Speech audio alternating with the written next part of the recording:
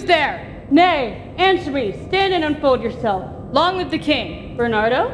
He? You come most carefully upon your hour. 'Tis now struck 12. Get thee to bed, Francisco. For this relief, much thanks. 'Tis bitter cold, and I am sick at heart.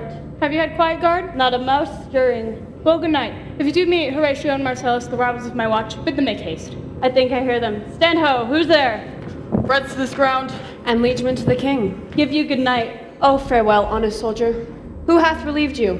Bernardo has my place. Give you good night. Hola, Bernardo. Say, what is Horatio there? A piece of him. Welcome, Horatio. Welcome, good Marcellus. What? Has this thing appeared again tonight? I have seen nothing. Horatio says 'tis but our fantasy, and will not let belief take hold of him, touching his dreaded sight twice seen of us. Therefore, I have entreated him along with us to watch the minutes of this night, that if again the apparition come, he may approve our eyes and speak of it. Tush, tush. 'Twill not appear. Sit down a while, and let us once again assail your ears that are so fortified against the story of what we have tonight seen. Well, sit we down, and let us hear Bernardo speak of this. Last night of all, when yon same star that's westward from the pole had made its course to illumine that part of heaven where it now burns, Marcellus and myself, the bell then beating one. Peace break thee off! Look, where it comes again! In the same figure, like the king that's dead. Thou art a scholar. Speak to Horatio. Looks it not like the king? Mark it, Horatio. Most like, it heralds me with fear and wonder. It would be spoke to. Question it, Horatio. What art thou that usurped this time of night, together with that fair and warlike form which the majesty of the capital did sometimes march? By heaven, I charge thee, speak! It is offended. See, it stalks away. Stay! Speak! Speak! I charge thee, speak! 'Tis gone, and will not answer. How now, Horatio? You tremble and look pale. Is not this something more than fantasy? What think you on? Before my God, I might not believe without the sensible and true avouch of my own eyes. Was it not like the king? As thou art to thyself, 'tis strange. Thus twice before, and jump at this dead hour with martial stock, hath he gone by our watch. But soft, behold, lo, where it comes again. I'll cross it, though it blast me. Stay, illusion. If thou hast any sound or use of voice, speak to me. If there be any good thing to be done, that may to thee do ease and grace to me, speak of it. If thou art privy to thy country's fate, which happily for knowing may avoid, or speak. Or if thou hast uphoarded in life, extorted treasure from the womb of the earth, in which they say your spirits oft walk in death, speak of it! Stay and speak! Stop it, Marcellus! Shall I strike with my partisan? Do if it will not stand! 'Tis here! 'Tis here! 'Tis gone. We do it wrong, being so majestical to offer it this show of violence, for it is as the air invulnerable, and our vain blows malicious mockery. It was about to speak when the cock crew. But look, the morn, in russet mantle clad, looks over the dew of the yon high eastward hill. Break we up our watch, and by my advice, let us impart what we have seen tonight unto young Hamlet. For, upon my life, the spirit dumb to us will speak to him. Let's do it. I pray, and I this morning know where we shall find him most conveniently.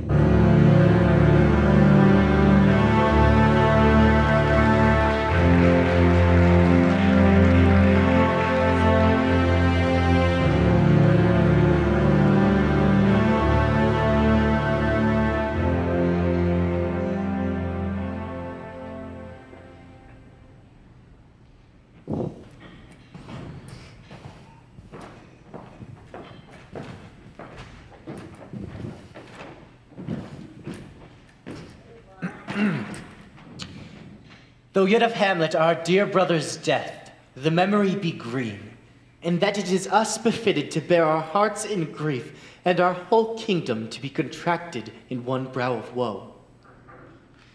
Yet so far hath discretion fought with nature, that we with wisest sorrows look on Hamlet together with remembrance of ourselves. Therefore, our sometime sister, now our queen, the imperial jointress to this warlike state, have towards with a defeated joy, with a dropping and an auspicious eye, with dearth and funeral and with merge and marriage, in equal scale, weighing delight and dole, taken to wife. Nor have we herein barred your better wisdoms which have freely gone with this affair along. For all our thanks.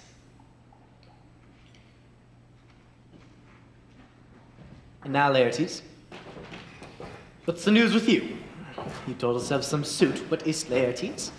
You cannot speak reason to the king and lose your voice. What wouldst thou have, Laertes? My dead lord, your leave and favor to return to the academy, from whence though willingly I came back to your coronation, to show my duty in your coronation. Yet now I must confess, that duty done, and my thoughts and wishes bend again towards the academy, and to bow them to your gracious leave and pardon. Have you your father's leave? What says Polonius? He hath, my lord, wrung from me my slow leave, and by laboursome petition he hath sealed my hard consent. I do beseech you, give him leave to go. Time be thine, Laertes. Spend thy best graces at thy will. And now Hamlet, my cousin and my son. A little more than kin and less than kind. How is it that the clouds still hang on you? Not so, my lord, I am too much in the sun. Good Hamlet, cast thy nighted colour off, and let thine eye look like a friend on the Capitol. Do not forever with thy veiled lids. Seek for thy noble father in the dust. Thou know'st 'tis common, all that lives must die, passing through nature to eternity. Is't common? If it be, why seems it so particular with thee? Seems. Madam, nay it is, I know not seems. 'Tis not alone my inky cloak, good mother, nor customary suits of solemn black, nor the windy suspiration of forced breath, or the fruitful river in the eye, or the dejected heavier of the visage. These, with all forms, moods, shapes of grief denote me truly, for they are actions that a man might play. But I have, with passive show, these but the trappings and suits of woe. 'Tis sweet and commendable in your nature, Hamlet, to give these mourning duties to your father. But you must know, your father lost a father, and that father lost his, and the survivor bound in filial obligation to sorrow. But to persevere in obstinate condolement shows a course of impious stubbornness, a heart unfortified, a mind impatient, an understanding simple and unschooled. The world take note, you are the most immediate to our throne, and with no less nobility of love than that which dearest father bears toward his son, do I impart toward you. For your intent in going back to school, we beseech you, bend you to remain here in the cheer and comfort of our eye, our chiefest courtier, cousin, and our son. Let not thy mother lose her prayer, Hamlet.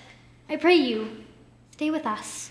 I'll in all my best obey you, madam. Why, 'tis a loving and a fair reply, be it ourselves in the capital. Come, madam, this gentle and unforced accord of Hamlet sits smiling to my heart. It is no jocund health that the capital drinks today. Let the great cannons of the clouds speak, and the kings brew it all ruse it again, re-speaking earthly thunder.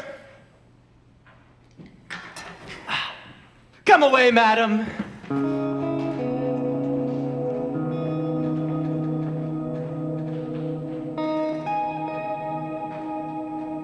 Oh, that this too solid flesh would melt, thaw, and resolve itself into a dew.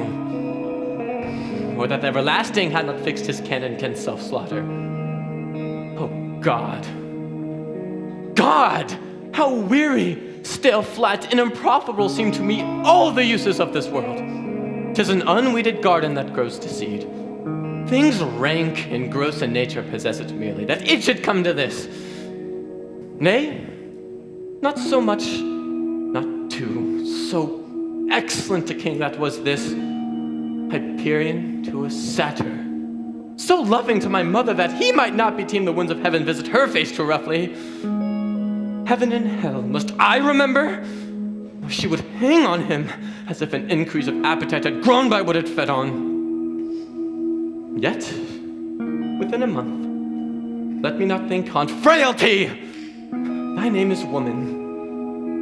Oh God, a beast without discourse of reason would have mourned longer. Married to my uncle, my father's brother, but no more to my father than I to Hercules. Almost wicked speed to post with such dexterity to incestuous sheets. This cannot, nor it will not come to good, but break my heart, for I must hold my tongue. Hail to your lordship. I'm glad to see thee well, Horatio. Or I do forget myself. The same, my lord, and your poor servant ever. Sir, I'll change that name with ye. Horatio? Marcellus. My good lord. I'm glad to see thee well, my friend. Bold and faith make you from the academy. A truant disposition, my lord. I should not hear enemies say so. I know you are no truant. But what is your friend the capital? We will teach you to drink deep ere you depart. My lord, I came to see your father's funeral. Do not mock me, fellow student. I think it was to see my mother's wedding. Indeed, my lord, it followed hard upon. Thrift, Horatio. The funeral did bake meats and coldly furnish forth the marriage tables. Would I have ever met my dearest foe in heaven, or shall I ever see that day? My father. Methinks I see my father. Where, my lord? In my mind's eye, Horatio. I saw him once. He was a goodly king. He was a man. Take him for all in all, for I'll never look upon his likes again. My lord, I think I saw him yesternight. Saw? Who? My lord, the king, your father. The king. My father. Seizing your admiration for a while, with an attent ear till I may deliver, upon the witness of these gentlemen, this marvel to you. For God's love, let me hear. 2 nights together had these gentlemen, Marcellus and Bernardo, upon their watch in the dead vast middle of the night, been thus encountered. A figure like your father appears before them. With a solemn march goes slow and stately by them. Stand dumb and speak not to him.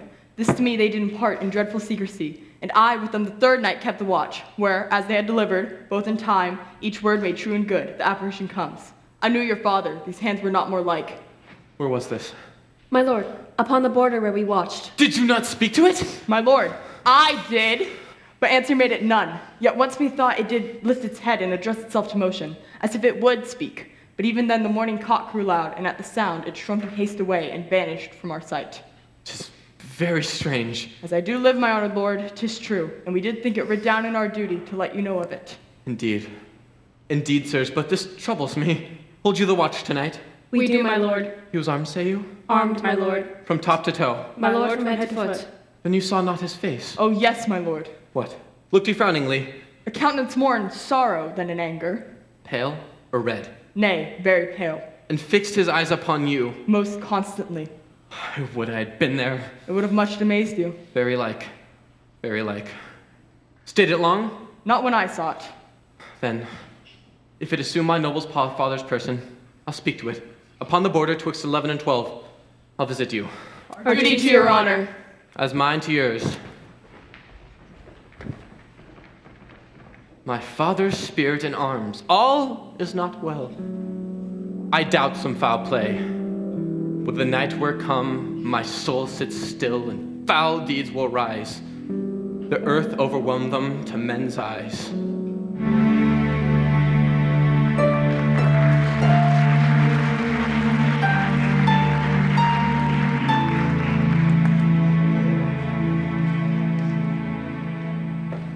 My necessaries are embarked, and sister, as the winds give benefit and convoys assistance. Do not sleep, but let me hear from you.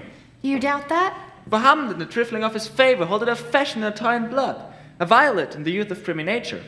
Forward, not permanent, sweet, not lasting, the perfume its appliance for a minute, no more. No more but so. Think it no more. Perhaps he loves you now, and now nor soil nor cattle doth besmirch.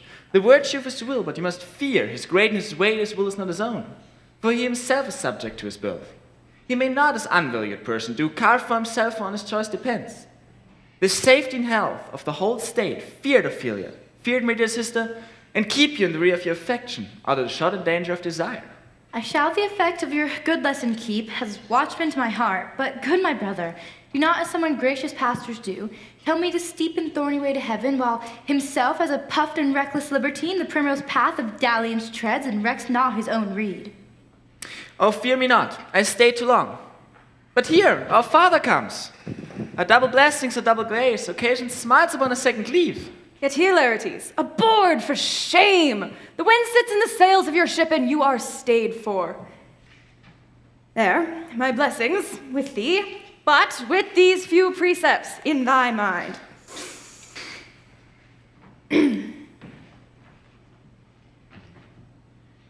See thou character, give thy thoughts no tongue, nor any unproportioned thought his act. Be thou familiar, but by no means vulgar. And those friends that thou hast and their adoption tried, grapple them to thyself with hoops of steel. Give every man thy ear, but few thy voice.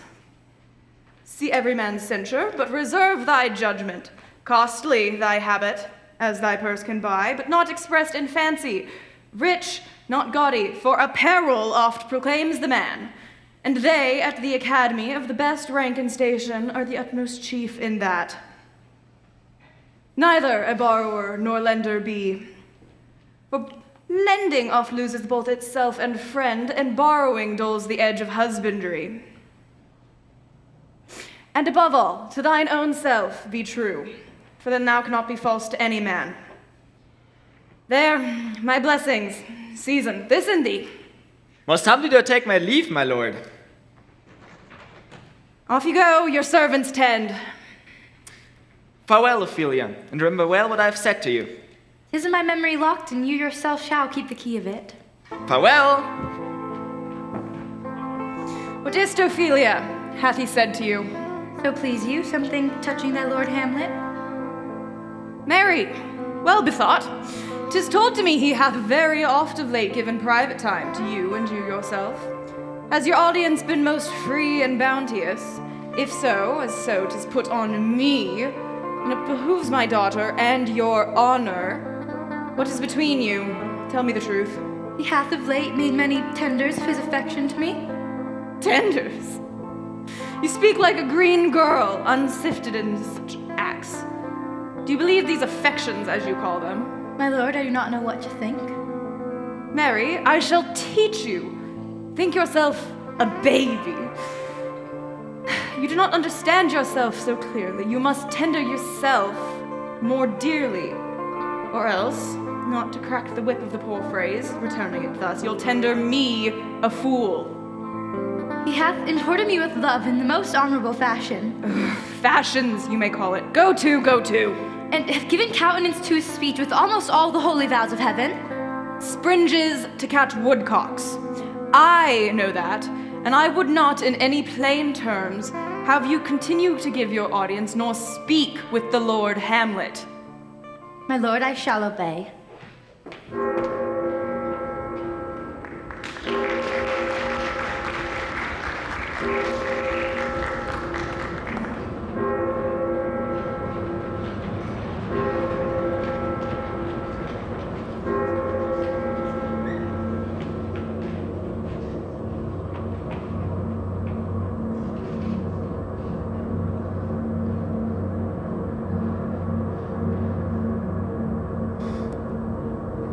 The air bites shrewdly. 'Tis very cold.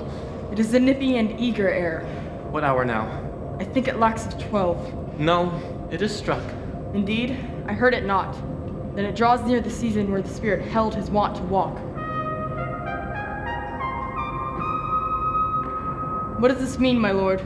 The king doth wake tonight, and as he takes his rouse and swaggering up spring reels, he drains his draughts of Rhenish down, and the kettle drum and trumpet thus bray out the triumph of his pledge. Is it a custom? I, merriest, to my mind though I am native here, but to the manner born, it is a custom, more honored in the breach and the observance. This heavy-headed vessel, east and west, mixes more traduce and tax than the other nations. Clepus drunkards. Look, my lord, it comes! Be thou the spirit of health, or goblin damned, bring thee air from heaven or blasts from hell. Be thy intents wicked or charitable, thou comest in such a questionable shape. I'll speak to thee. I'll call thee Hamlet, O royal father. King, what say you? What is this? What should we do? It beckons you to go away with it, as if it summoned part to desire to you alone. Look, with what courteous action. It waves you forth, but do not go with it. No, by no means. It waves me on. I'll follow thee. You shall not go, my lord! Why? What should be the fear? It waves me still. Go on. I'll follow thee. What if it tempt you toward the flood, my lord, or the dreadful summit of the cliff that beetles over his face into the sea, and there assumes some other horrible form which may deprive you of your sovereignty of reason and draw you into madness? Think of it. The very place puts toys of desperation without more motive into every brain that looks so many fathoms into the sea and hears it roar beneath. It waves me still. Go on. I'll follow thee. You shall not go, my lord. Hold off your hands! Be ruled, you shall not go! My fate cries out! Unhand me, gentlemen! I'll make a ghost of him that lets me. Go on! I'll follow thee. He waxes desperate with imagination. Let's follow. 'Tis not fit thus to obey him. Nay, to what issue will this come? Something is wrought in the state of Denmark. Heaven will direct it. Nay, let's follow.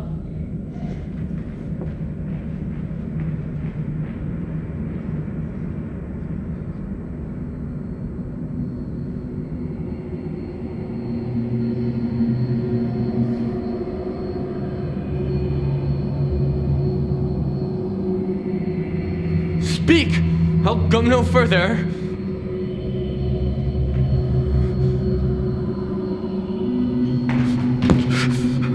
Mark me.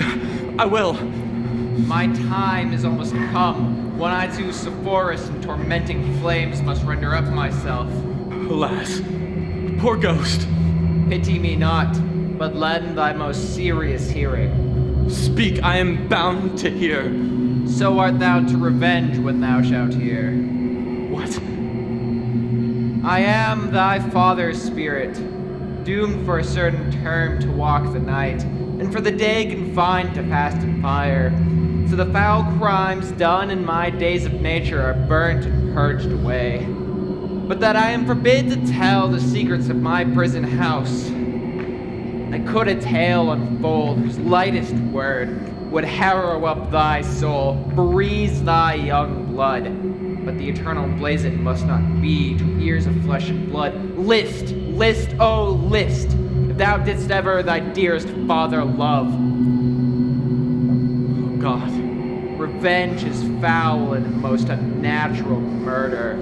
Murder! Murder most foul and the best it is, but that it is both cruel and unnatural. Haste me to thou, that I with wings as swift as meditation, and thoughts of love may sweep to my revenge. I find thee apt. Now, Hamlet, hear. 'Tis given out that, sleeping within my orchard, a serpent stung me, so the whole ear of the capital is but a forged process of my death, rankly abused, but know, thy noble youth, the serpent that did sting thy father's life, now wears his crown. My prophetic soul, my uncle! Aye, that incestuous, that adulterate beast, with witchcraft of his wit, with traitorous gifts, oh, wicked wit and gifts that have the power so to seduce. Won through his shameful lust the will of my most seeming virtuous queen. Oh, Hamlet, what a falling off was there! But soft, methinks I scent the morning air.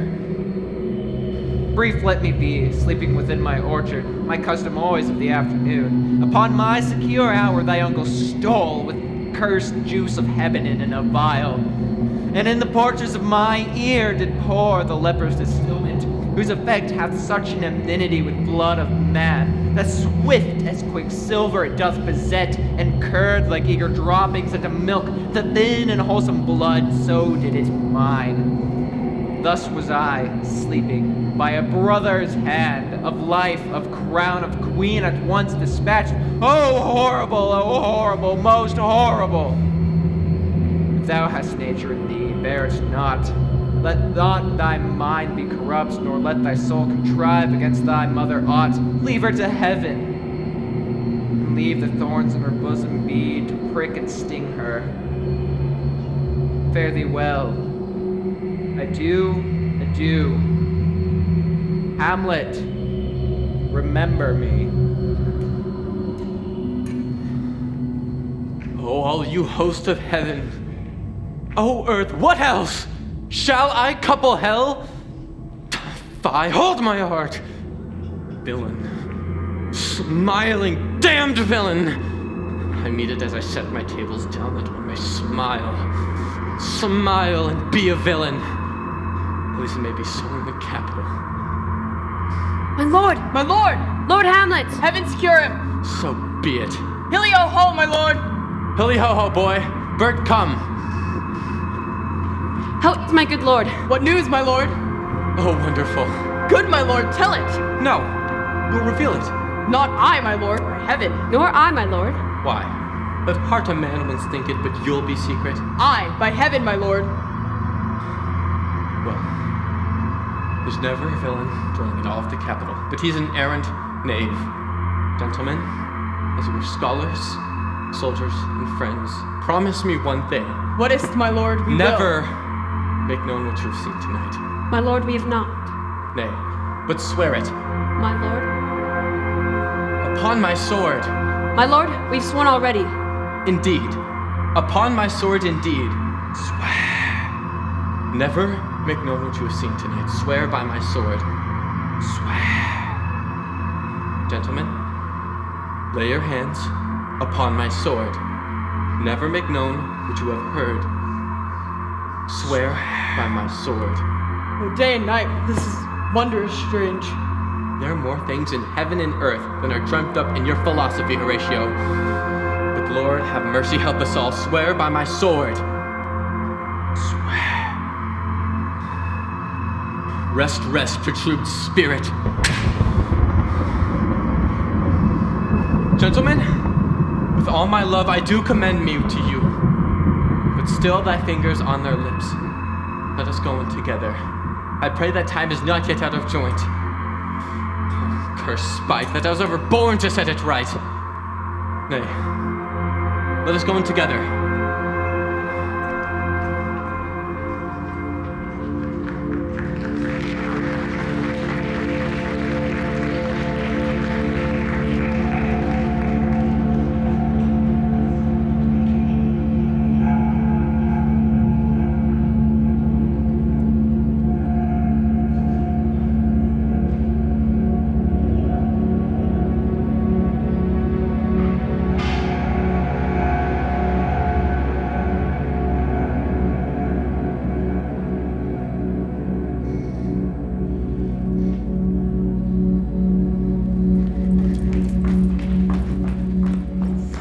Ophelia. Oh, my lord. What is the matter? My lord, I have been so frightened. By what, in the name of God? As I was sewing in my closet, Lord Hamlet, with his doublet all unbraced, pale as his shirt, his knees knocking, comes before me with a look so piteous and poor as if blown out of hell. Mad for thy love. My lord, I do not know, but truly I do fear it.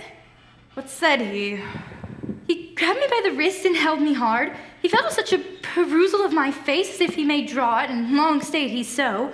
Alas, thrice shaking of mine arm, and with his head overturned his shoulder, he seemed to find his way out as without his eyes. Come, go with me, I will seek the king. This is the very ecstasy of love, whose violent property oft does itself, leads the will to desperate undertakings. As oft as any passion under heaven, it does afflict our natures. I am sorry. What, any hard words you have given him of late? No, my lord, I have repelled his fetters and denied his access to me. Ah, that hath made him mad.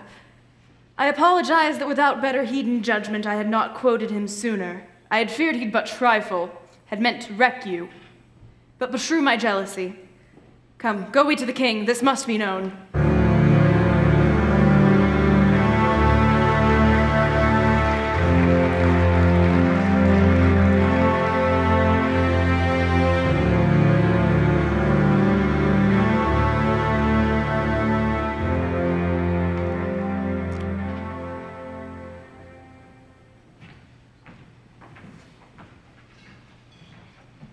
Welcome, dear Rosencrantz and Guildenstern. Moreover, that we much did long to see you, the need which we hath to use you did provoke our hasty sending. So have you heard of Hamlet's transformation, so call it? The exterior nor the inward man resembles what it was. What it should be, more than his father's death, that hath put him so far from the understanding of himself, I cannot dream of.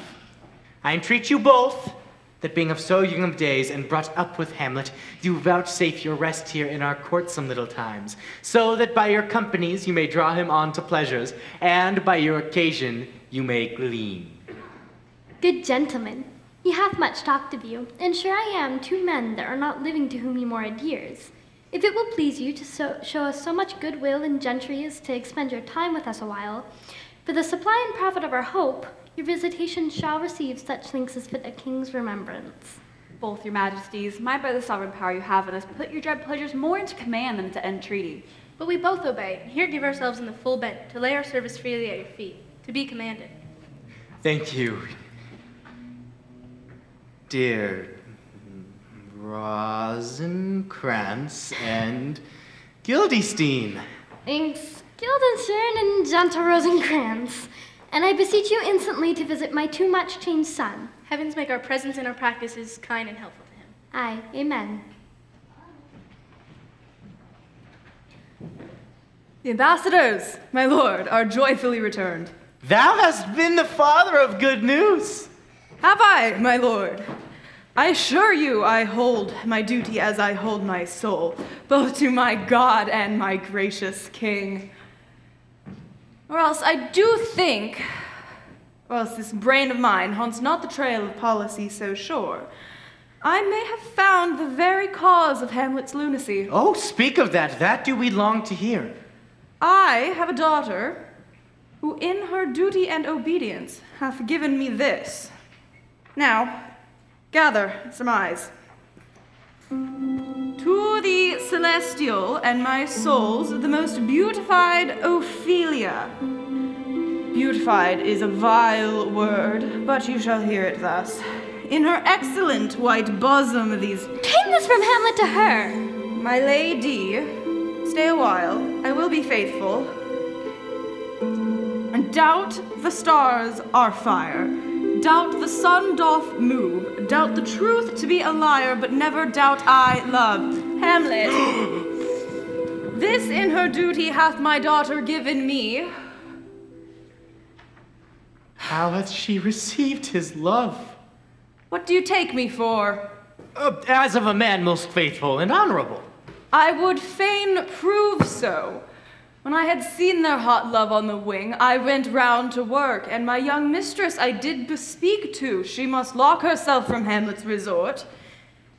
Accept no messengers, receive no tokens, and he revolted. 'Tis a short story to tell.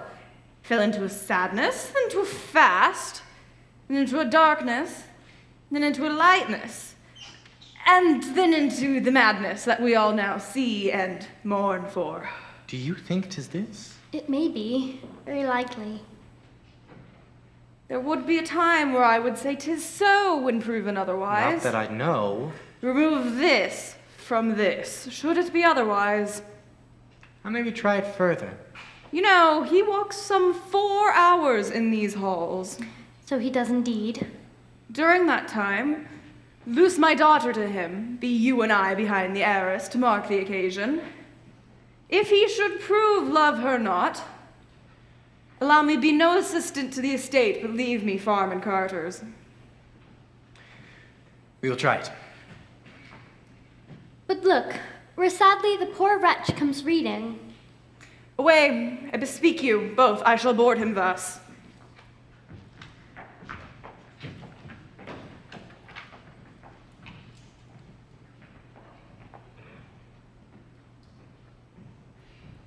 How goes my good Lord Hamlet? God a mercy! Do you know me, my lord? Excellent. Well, you are a fishmonger. Not I, my lord. Then I would. You were so honest a man. Honest, my lord. Yes. As this world goes, to be honest is to be one man picked out of 10,000. 'Tis most true, my lord. Have you a daughter? I have, my lord. Let her not walk in the sun.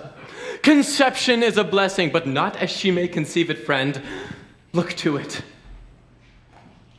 Still on my daughter, yet he knew me not at first. He is far gone, far gone. And yet in my youth I did know a madness as such due to love. I shall try it again. What do you read, my good lord? Words, words, words. And what is the matter? Between who? The matter that you read, my lord. Slanders, sir. For the satirical rogue says here that old men have gray beards, that their faces are wrinkled, and they have a plentiful lack of wit, altogether with utmost weak hams. All which I powerfully and potently believe, but honestly, heaven does not set down, for you should be as old as I am, and like a crab you could walk backward.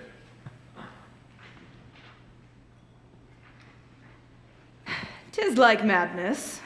but there is method in it. Will you go out into the air, my lord? Into my grave. Indeed, that is out into the air. I shall take my leave of you, my lord. You cannot take from me anything I more willingly part withal. Except my life. Except my life. Except my life. Fare you well, my lord. These tedious old fools.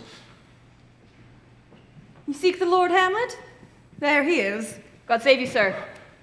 Guildenstern, Rosencrantz, good lads, how dost ye both? As the different children of the earth. Happy in that we are not over happy. On Fortune's cap, we are not the very butt. Nor the soles of her shoe? Neither, my lord. Then you live about her waist or in the middle of her favors. What's the news? None, my lord, but the world's grown honest. Then your news is not true. Let me question you more in particular. What hast thou done at the hands of Fortune that she sends you to prison hither? Prison, my lord. Aye, the capital's a prison. Then is the world one. A goodly one, in which there are many confines, wards, and dungeons, the capital being one of the worst. We think not so, my lord. Then it is none to you. There's nothing neither good or bad, but thinking makes it so.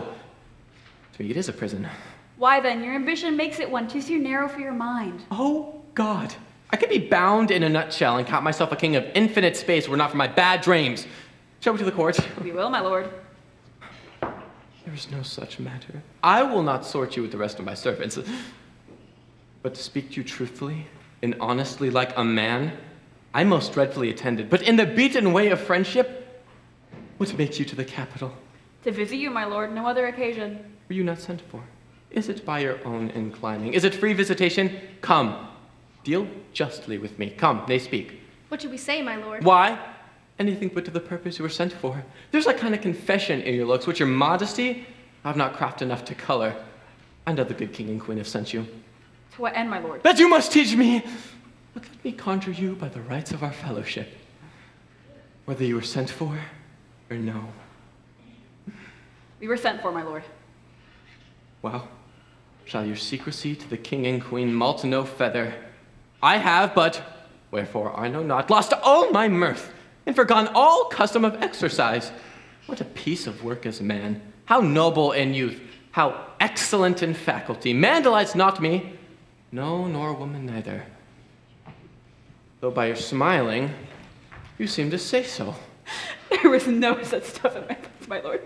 Why did you laugh then, when I said man delights not me? To think, my lord, if you delight not in man, what entertainment shall the players receive from you? We courted them on the way, and hither they are coming to offer you their service. He that plays the king shall be welcome. What players are they? Those you were wont to take delight in the tragedies of the city. There are the players. Gentlemen, you are welcome to the capital. Come, your hands, let me see them. I must warn you, my aunt, mother, and uncle, father are deceived. In what, my lord? I am but mad north-northwest. When the wind is southerly, I know a hawk from a handsaw. We'll be with you, gentlemen. Come here. Hark you, Guildenstern, and you too. At each ear a hearer. That big baby you see there is not yet out of his swaddling clouds. Happily he second time come to them, for they say an old man is twice a child. I prophesy he comes to tell me of the players. Mark it. My lord, I have news to tell you. My lord, I have news to tell you. When Horatius was an actor in Rome. The actors are come hither, my lord. Buzz.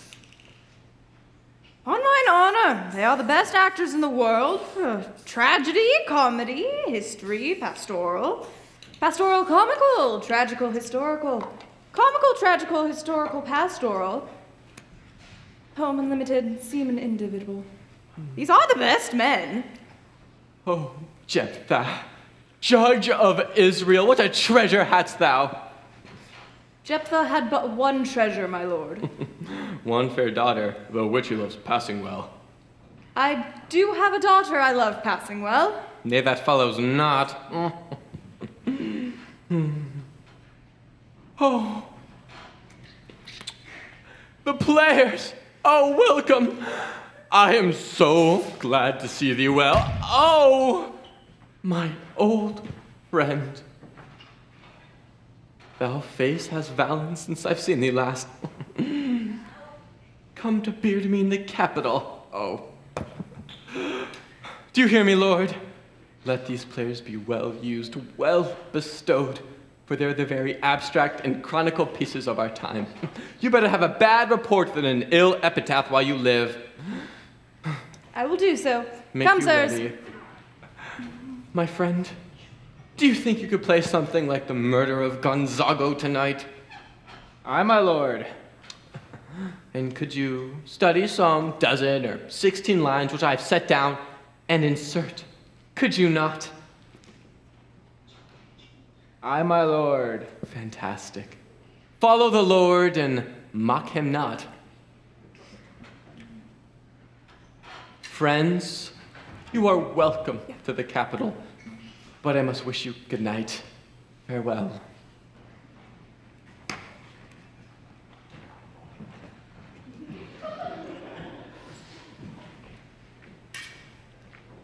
Oh, what a rogue and peasant slave am I!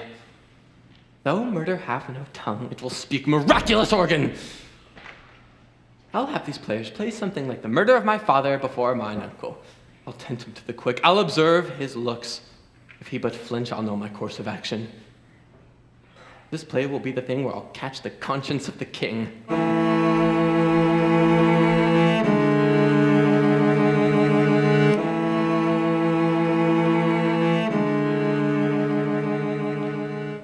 And can you, by no drift of circumstances, get from him why he hath put on this confusion, grading so harshly all his days of quiet with dangerous and turbulent lunacy? He does confess he feels himself distracted, but from what cause he will by no means speak. Nor do we find him forward to be sounded, but with much forcing his disposition. Did he receive you well? Most like a gentleman. But with much forcing his disposition. Did you essay him to any pastime? Madame, it so fell out that the certain players we wrought in the way, and these we told him there to seem in him a kind of joy to hear of it. They are about the court, and as I think he ordered this knight to play before him. Why, it doth much content me to hear him so inclined. Good gentlemen, give him a further edge, and draw his purposes on to these delights. We will, my lord. Sweet Gertrude, leave us too, for we have closely sent for Hamlet hither. Therefore here, as 'twere by accident, he may affront Ophelia. Her father and myself, lawful espials, will bestow upon ourselves that seeing unseen, we may by their encounter frankly judge if it be the affliction of his love or no that thus he suffers for. I shall obey you. And for your part, Ophelia, I do hope that your good beauties be the happy cause of Hamlet's wildness. So shall I pray your virtues will bring him to his wonted way again. To both your honors. Madame, I wish it may. Ophelia, sit you here, gracious, so please you. Read on this book, let its exercise color your loneliness. My lord, I do believe I hear him coming. Let us bestow ourselves.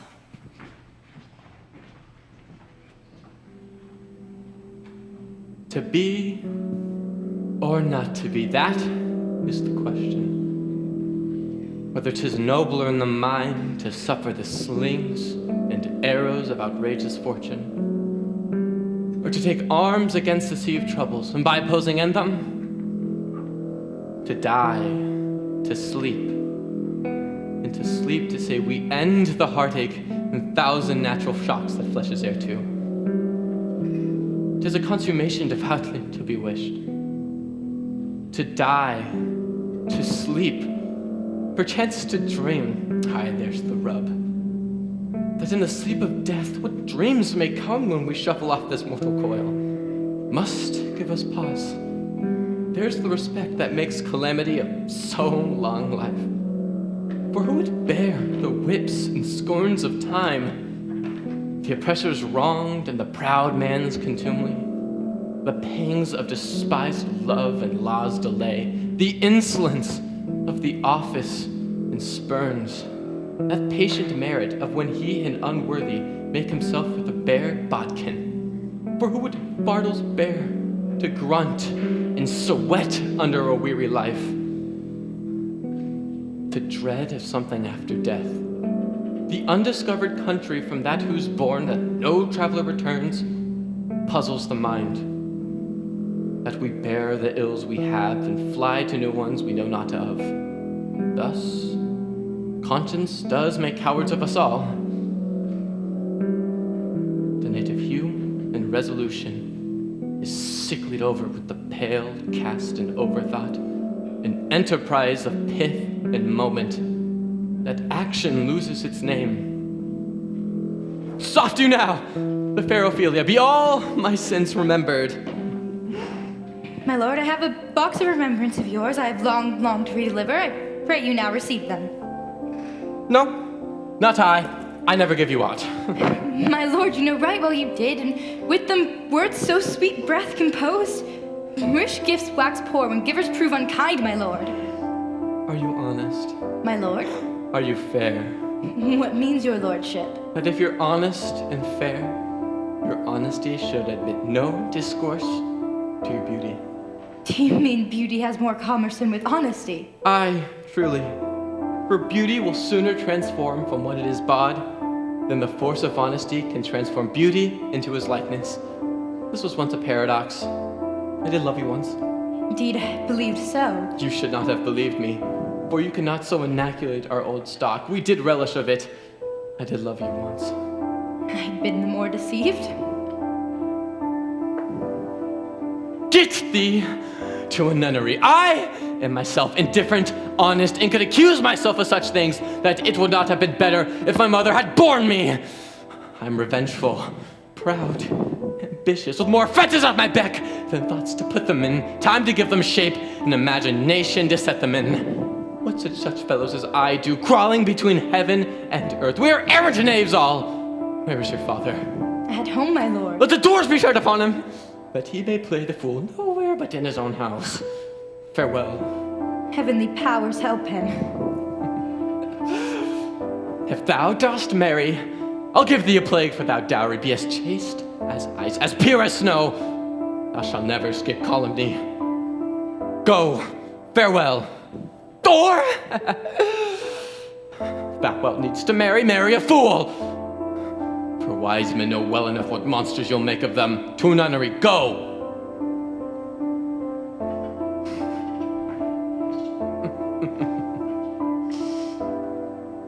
I've seen your paintings, and well enough. God has given you one face, and you make yourself another. You jig, you amble, you lisp, you nickname God's creatures, making your wantonness your ignorance.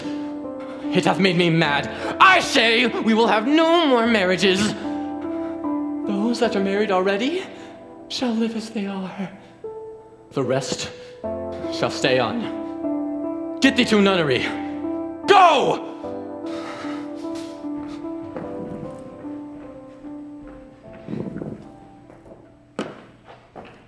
Oh, what a noble mind is here o'erthrown. The scholar's eye, tongue, sword, the glass of passion, the mold of form, and I, a lady's most too wretched and wicked and blasted with ecstasy. Woe is me, to have seen what I have seen, see what I see.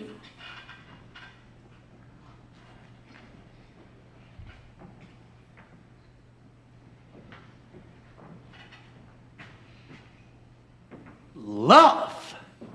His affections do not that way tend, nor what he spake, though it lacked form a little, was not like madness.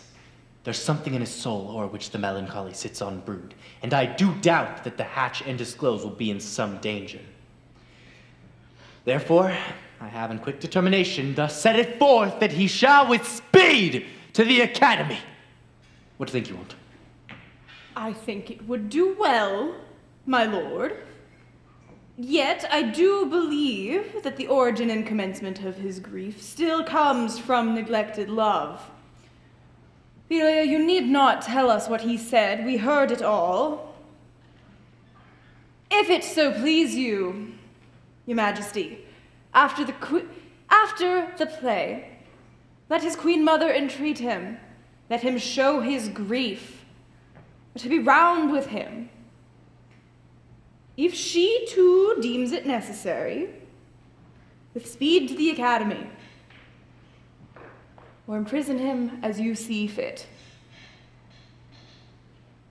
Shall be so. Madness in great ones must not unwatched go.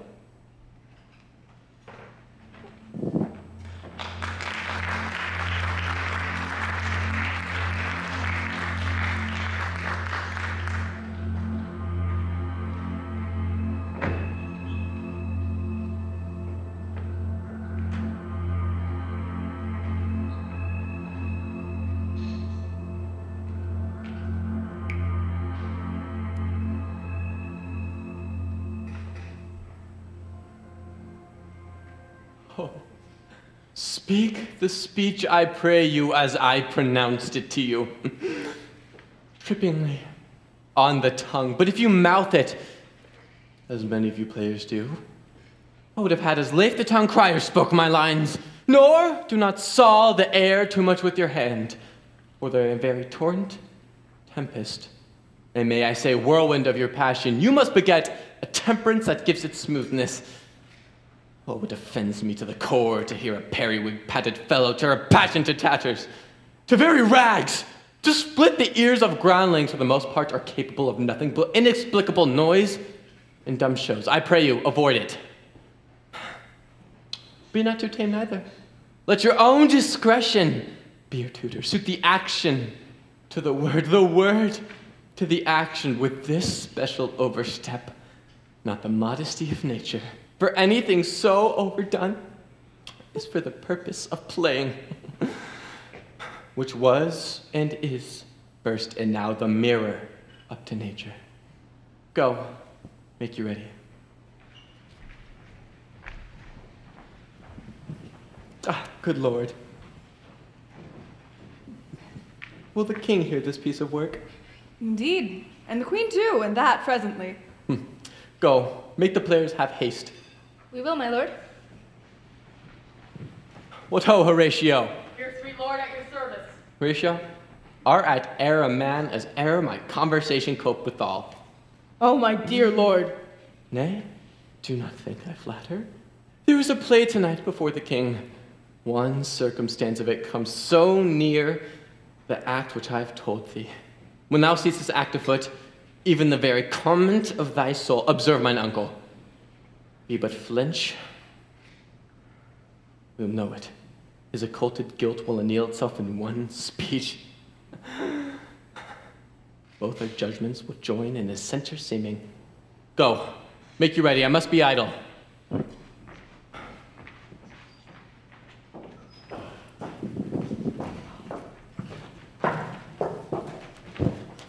How fares our cousin Hamlet? Excellent!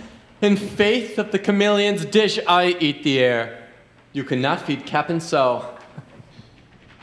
I have nothing but these words, Hamlet. These words are not mine. No, nor mine. You played in the university, you say?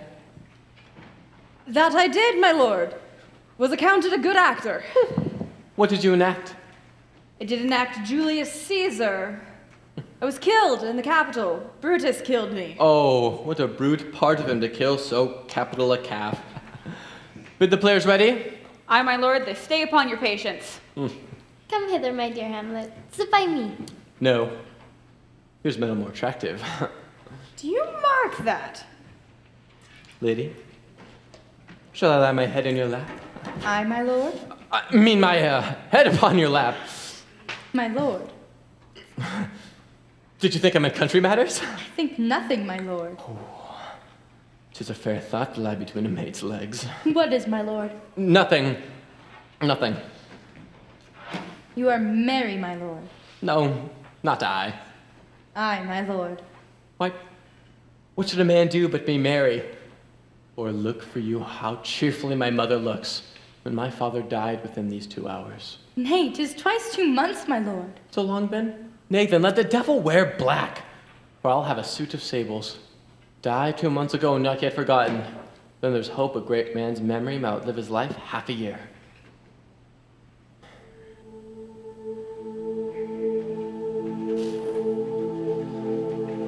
Full 30 years hath Phoebus' cart gone round, Neptune's salt wash, and Tellus or ground. So many journeys may the sun and moon make us again count or ere love be done. But woe is me, you are so sick of late, so far from cheer and from your former state, that I distrust you. Yet though I distrust, discomfort you, my lord, it be nothing must. Where love is great, the littlest doubts are fear. Where fear grows great, great love grows there. Faith, I must leave thee, love, and shortly too. My operant powers their functions leave to do. But thou shalt live in this fair world behind, honored, beloved, and happily one as kind. For husband shalt thou... Oh, confound the rest. Such love must needs be treason in my breast. And second husband let me be a curse. None wed the second, but who killed the first? I do believe you think what now you speak, but what we do determine, oft we break. So think thou wilt no second husband wed, but die thy thoughts when thy first lord is dead. Nor earth to give me food, nor heaven light, sport nor post lock for me day and night. To desperation turn my trust and hope, an anchor's cheer in prison be my scope. Each opposite that blinks the face of joy, meet what I would have well and did destroy. But here and hence pursue me lasting strife, if once a widow, ever I be wife. If she should break it now. 'Tis deeply sworn, sweet. Now, leave me here a while.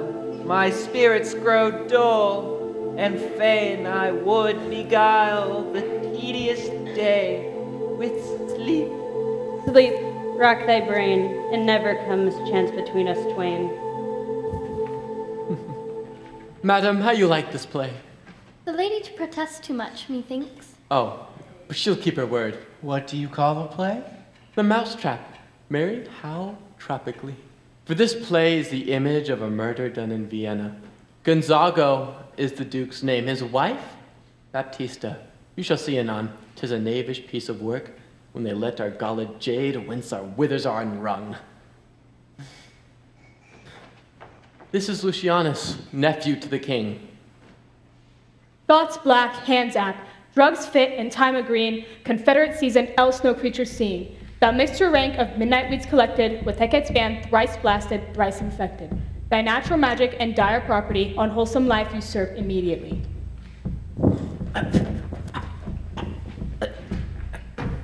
He poisons him in the garden's estate. The story is extant and written in choice Italian. You shall see anon how the murderer tries to get the love of Gonzago's wife. The king rises. What? Frightened with false fire? How fierce, my lord. Give me some lights! Away! Lights! Lights! Lights!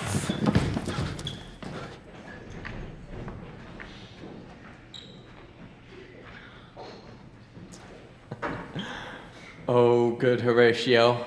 I'll take the ghost's word for 1,000 pounds. Didst perceive? Very well, my lord. Upon the talk of poisoning? I did very well note him. Come!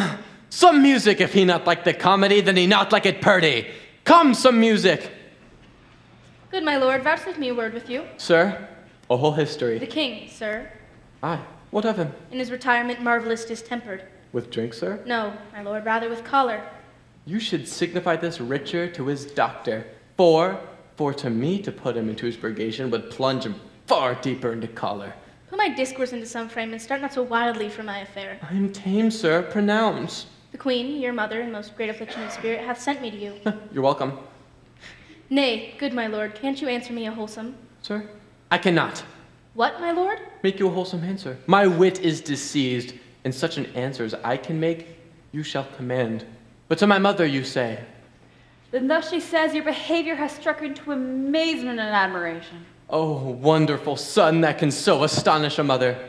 But is no sequel at the heel of a mother's admiration? In part. She desires to speak with you in her closet ere you go to bed. We shall obey, were she 10 times our mother.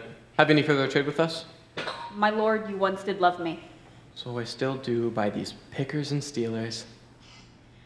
My lord, what is your cause of distemper? You do surely bar the door upon your own liberties if you deny your griefs to your own friends. Sir, I lack advancement. How can that be when you have the voice of the king himself for succession in the capital? While the grass grows, the proverb is something musty. Oh! The recorders! Let me see one! To withdraw with you. Will you play upon this pipe? My lord, if my duty be too bold, my love be too unmannerly. I do pray you. I know no touch of it, my lord. I do beseech you. My lord, I cannot. Sir, it is as easy as lying. Govern these vintages with your lingers and thumbs. Give it a breath, and it shall discourse most eloquent music. Look you, these are the stops. To these I can command no utterance of harmony. I have not the skill. Oh, look what a fool you make of me. You would play upon me. You would know my stops. You would pluck my heart of mystery. You would take me from my lowest note to the top of my compass. There was such a little voice. Excellent music in this organ, yet you cannot make it speak. Do you think I'm easier to be played on than a pipe? Call me what instrument you will. Though you cannot fret me, you will never play upon me.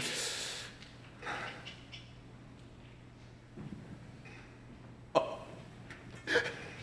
Do you see the cloud that's almost in the shape of a camel? By the mass, 'tis like a camel. Or like a weasel. 'Tis backed like a weasel. Or backed like a whale. 'Tis most like a whale. My lord, the queen would speak to you, and presently. I will come to my mother by and by. To the top of her bench I will come by and by. I will tell her, my lord. Leave me, friends.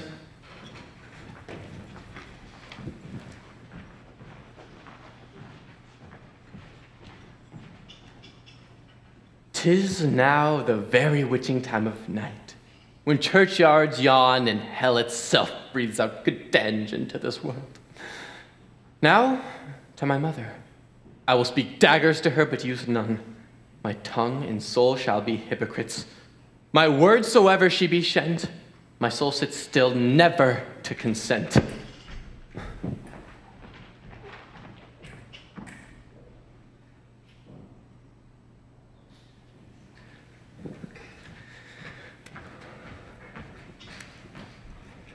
I like him not, nor stands it safe with us to let his madness range. Therefore prepare you, I your commissions will forthwith dispatch, and he shall along with you to the academy.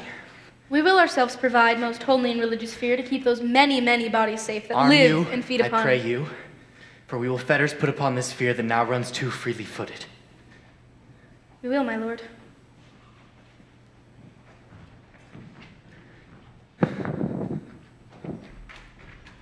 My lord, he goes to his mother's study. Pray she bring him back. Pray you, go to bed. I will tell you what I know in the morning. Thanks, dear my lord.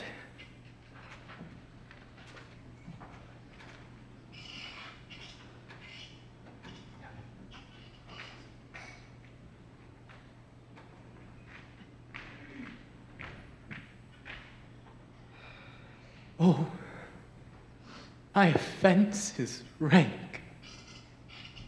It smells to heaven. It hath the primal eldest curse upon a brother's murder. Pray can I not, though inclination be as sharp as will, my stronger guilt defeats my strong intent, and like a man to double business bound, I stand in pause where I shall first begin, and both neglect. What if this cursed hand were thicker than itself with brother's blood? Is there not rain enough in the sweet heavens to wash it white as snow? And whereto serves mercy but to confront the visage of offense? What's in prayer but this twofold force to be forestalled ere we come to fall or pardon being down? Then I'll look up. My fault is past.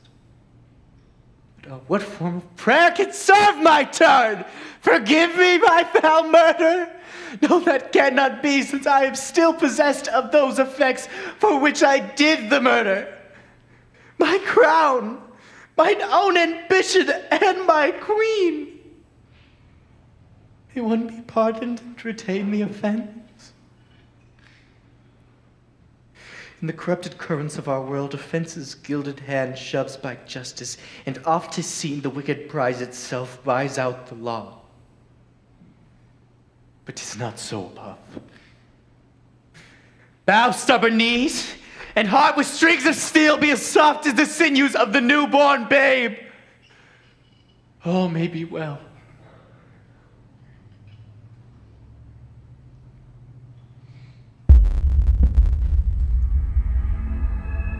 Now might I do it, Pat. Now he's praying, and so now I'll do it. So he goes to heaven, and so I am revenged? That would be scant. The villain kills my father, and for that, I, his sole son, send the same villain to doom heaven.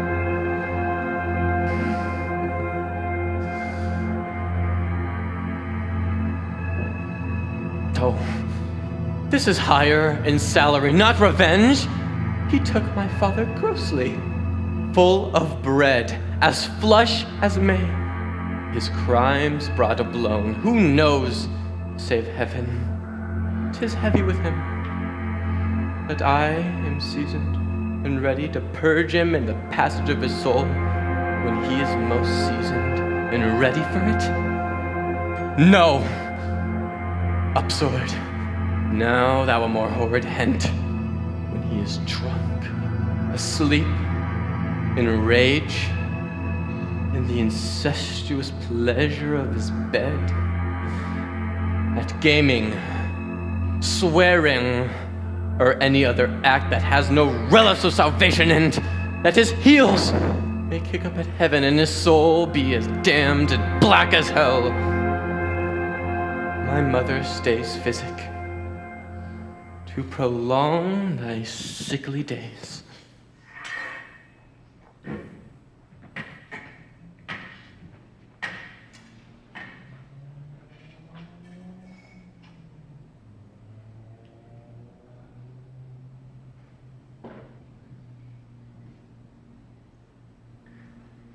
My words fly up,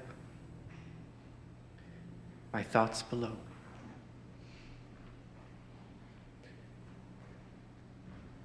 Words without thoughts may never heaven go.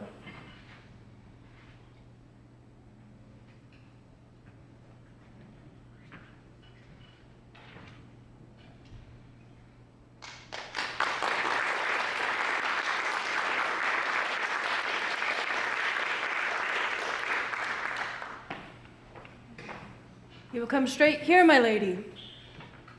You must tell him his pranks have been too broad to bear with, and that your majesty has stood between much heat and him. Mother! Pray Mother! you, Mother! be round with him. I'll warrant you. Fear me not. Withdraw, I hear him coming. Now, mother, what's the matter? Hamlet, thou hast thine father much offended. Mother, you have my father much offended.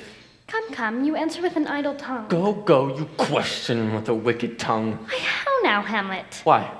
What's the matter now? Have you forgot me? No, by the rood, not so. You are the queen, my father's brother's wife. And would it were not so, you are my mother. Nay then, I'll set those to you that can speak. Sit you down!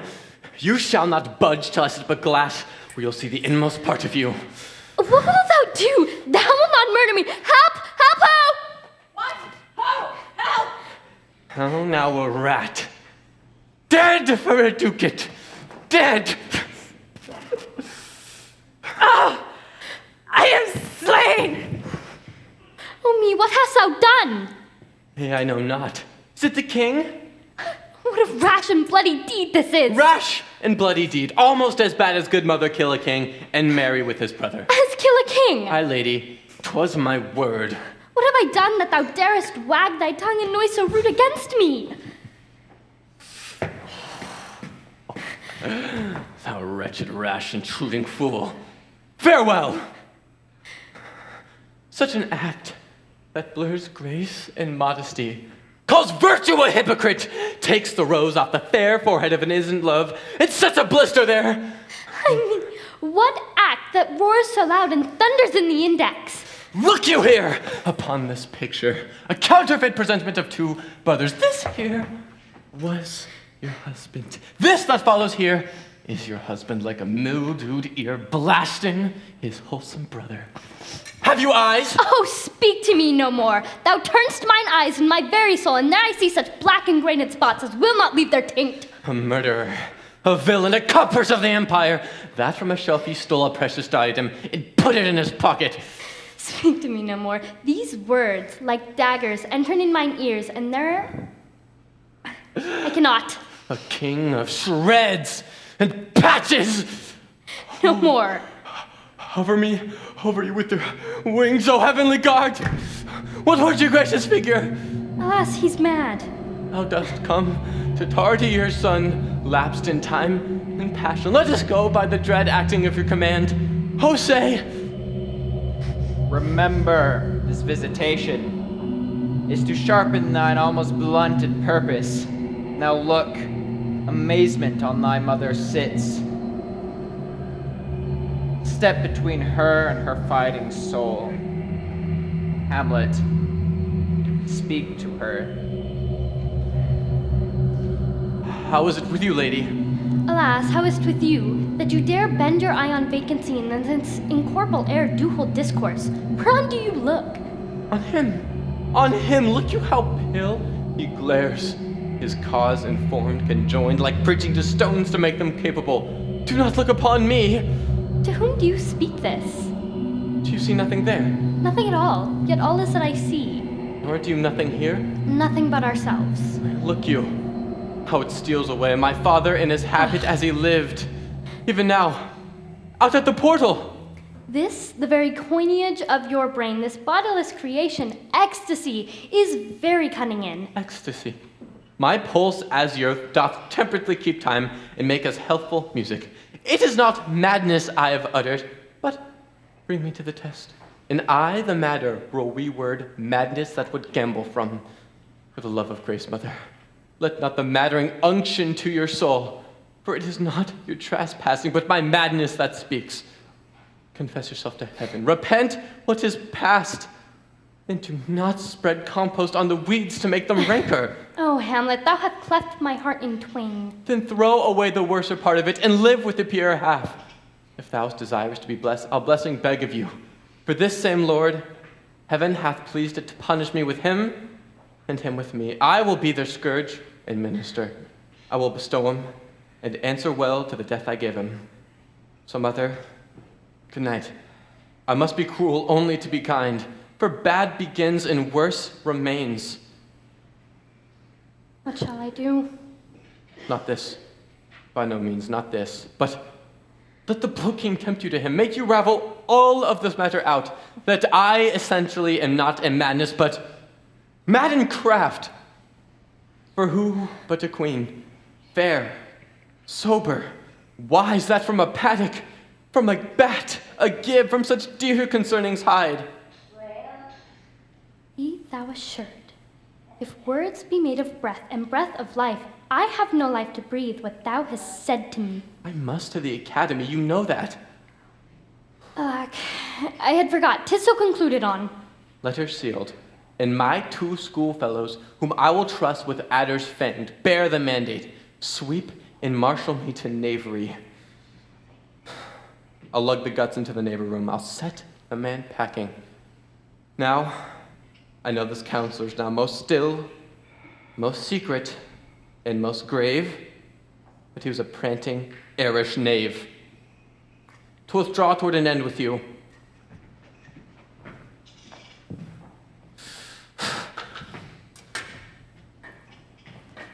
Good night, mother.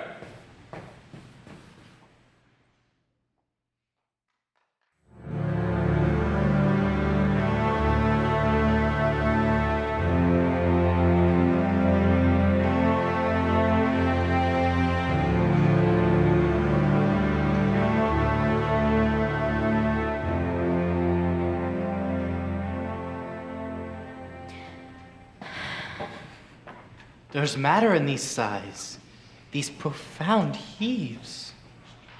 You must translate, 'tis fit we understand them. Bestow this place on us a while. My good lord, what have I seen to you tonight? How now, Gertrude? Where is your son? Mad as this wind and sea. Behind the arras, hearing something stir, whips out his rapier, cries, "A rat! A rat!" and in this brainish apprehension kills the unseen good old man. Oh, heavy deed. It had with us had we been there. His liberty is full of threats to us all. To you yourself, to us, to everyone.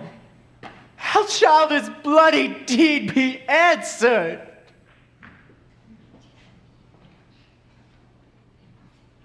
It will be laid to us, whose providence should have kept short, restrained and out of harm.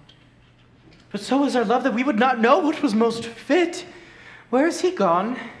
To draw apart the body he hath killed, o'er whom his madness, like some ore among a mineral of metal's base, shows itself pure.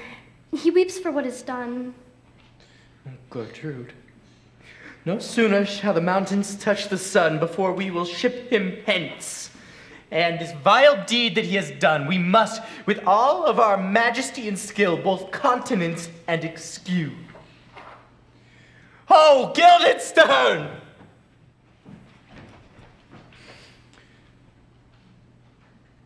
Arm you, I pray you. Hamlet hath in madness Polonius slain, and drug from his mother's closet the body.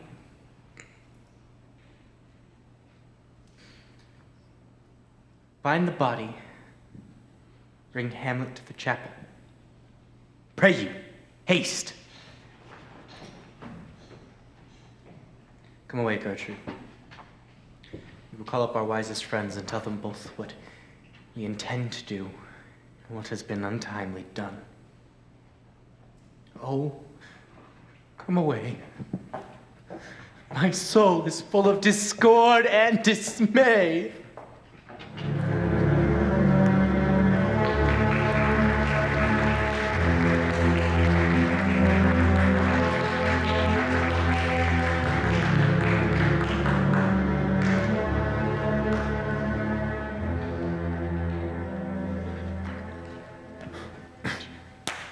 Safely stowed. Lord Hamlet! What noise? Who calls on Hamlet? Oh, here they come. You must tell us where the body is, my lord. Compounded it with dust, whereto 'tis kin. My lord, you must tell us where the body is, so we may take it thence and bear it to the chapel. Do not believe it. Believe what? That I can keep your counsel, not my own. Besides, to be demanded of a sponge, what replication should be made by the son of a king? Take you me for a sponge, my lord. Aye, sir. That soaks up the king's countenance, his rewards, his authorities, which you have gleaned. It is but squeezing you like a sponge. You shall be dry again. I understand you not, my lord. I'm glad of it. A knavish speech sleeps in the ear of a fool. My lord, you must tell us where the body is and come with us to the king. The body is with the king. The king is with the body. The king is a thing. A thing, my lord? Aye. Take me to him. But hide fox and all after.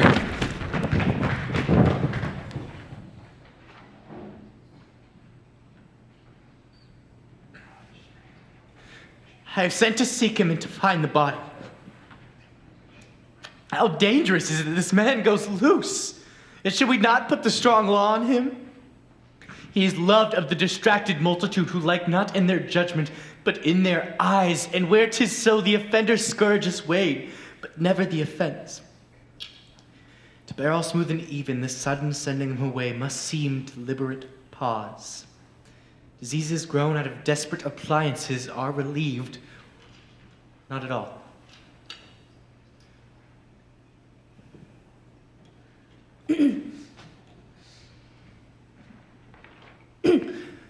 How now? What hath befallen? But the body is bestowed, my lord, we cannot get from him. Where is Hamlet? Guarded to know your pleasure. Bring him before us. Ho, Guildenstern! Bring in the lord!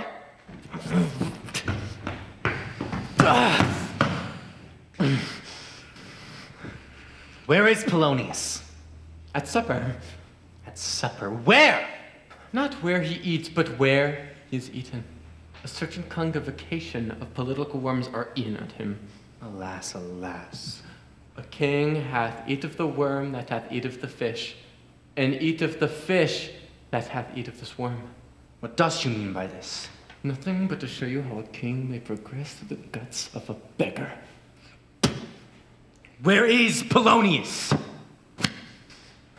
Send your message him to see him heaven. But if you find him not there, look for him someplace else yourself. But alas, if you find him not within the month, then you shall know him as you go up the stairs into the lobby. Go seek him there! He'll stay till ye come.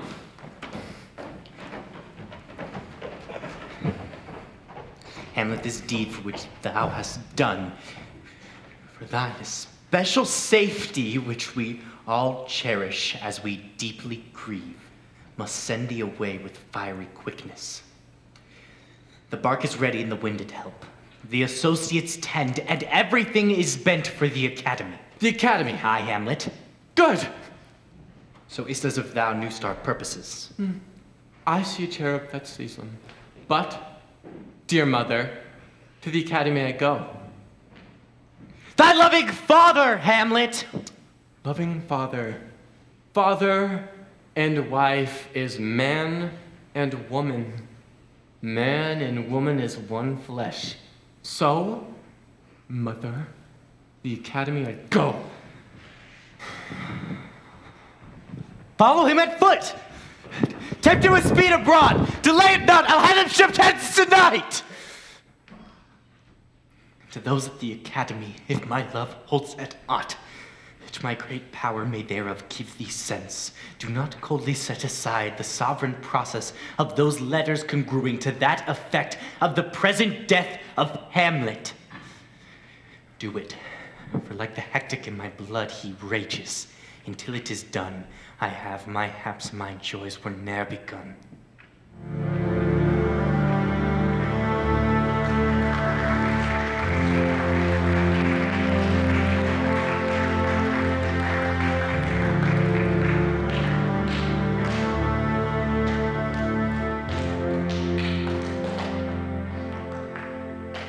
I will not speak with her. She is importunate, indeed distract. Her moods will needs be pitied. What would she have? She speaks much of her father. She says she hears their tricks eye the world and heaves, and beats her heart. Spurns enviously at straws, speaks things in doubt that carry but half sense. Her speech is nothing, yet the unshaped use of it doth move the hearers to collection. Indeed would make one think there might be a thought, though nothing sure, yet much unhappily. 'Twere good she were spoken with, for she may strew dangerous conjectures into ill-breeding minds. Let her come in.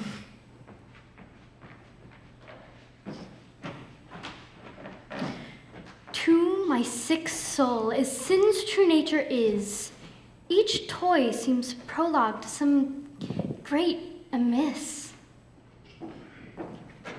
Where is the beauteous majesty of the capital? How now, Ophelia?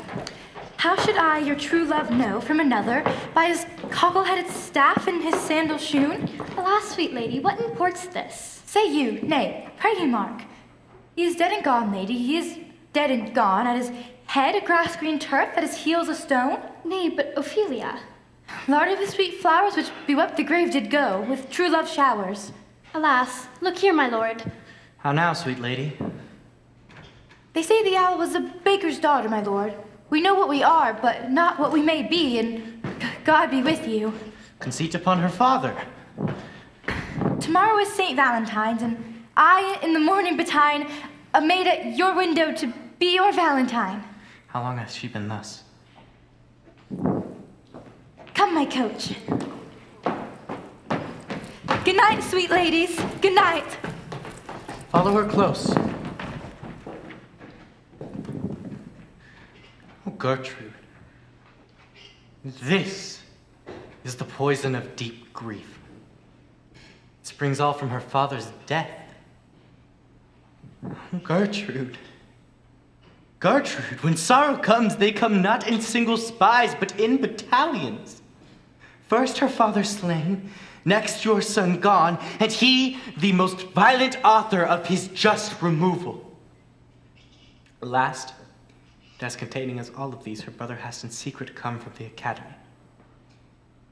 He feeds on his wonder and keeps his head in the clouds, wanting not buzzards to infect his ears with pestilent speeches about his father's death.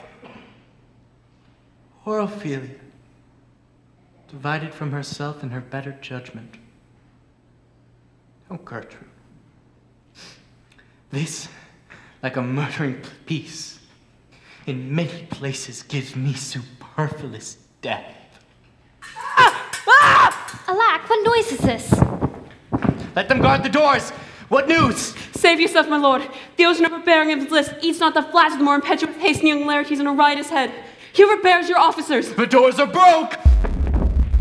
Where's this king? Oh, the wild king of my father! Calmly, good Laertes. That drum of blood that's calm proclaims me bastard! Laertes, what is the cause that makes thy rebellion look so giant-like? Why art thou thus incensed? Let him go, Gertrude! Speak, man! Where's my father? Dead. But not by him. Let him demand his fill. How come he dead, I not be chuckled with? 12 legends! Vows to the black devil, let come what comes, only I'll be revenged. Most thoroughly for my father.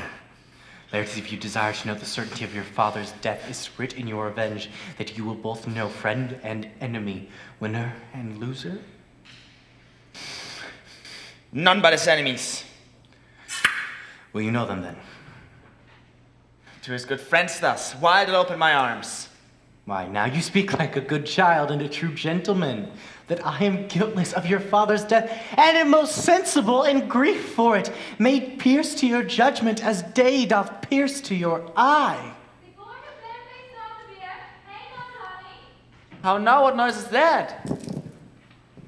Dear might consists of sweet Ophelia. Oh heavens, is it possible a young maid's wit should be as mortal as an old man's life? And in his grave raved many a tear. Fare you well, my dove. Hadst thou wits that spurs her revenge, it could not move thus.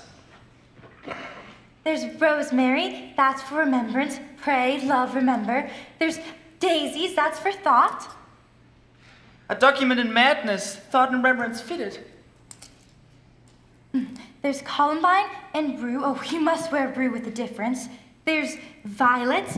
I would give you some pansies, but they all withered when my father died. They say he made a good end. For bonny sweet Robin is all my joy.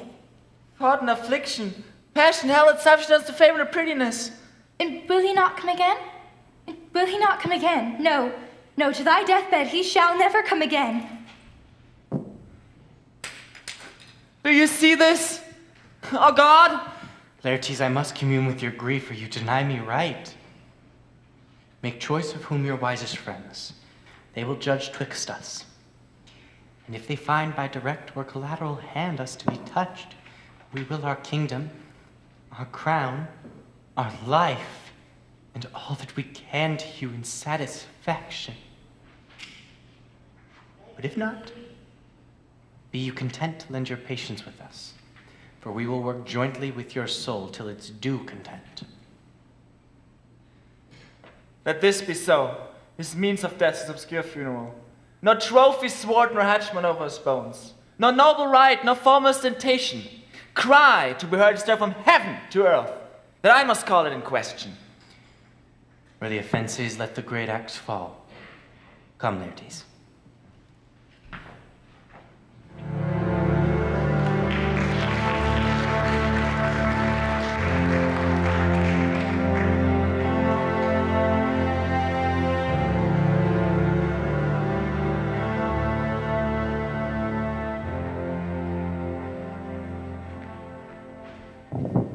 What are they that would speak with me? Sailors, sir. They say they have letters for you. Let them come in. I do not know from which part of the world I should be greeted, if not from Lord Hamlet. God bless you, sir. Let him bless thee too. He shall, sir, if it please him. There's a letter for you, sir. It comes from the ambassador that was bound for the academy. If your name be Horatio, as I am let to know it is. Horatio, when thou shalt have overlooked this, give these fellows some means to the king. They have letters for him. Ere we were 2 days old at sea, a pirate of a very warlike appointment gave us chase. Finding ourselves too slow of sail, we put on a compelled vailer, and I and the grapple boarded them. On the instant they cleared our ships, so I alone became their prisoner. They have dealt with me like thieves of mercy, but they knew what they did. I am to do good turn for them. Let the king have the letters I have sent, and repair thou to me with as much speed as thou wouldest fly death.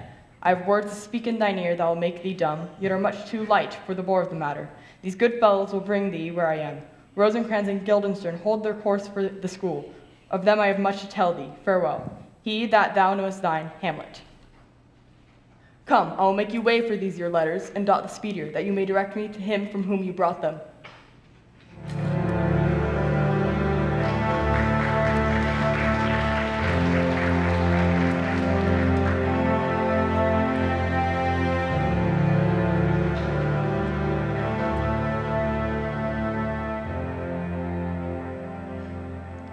Laertes, my acquaintance must your conscience seal.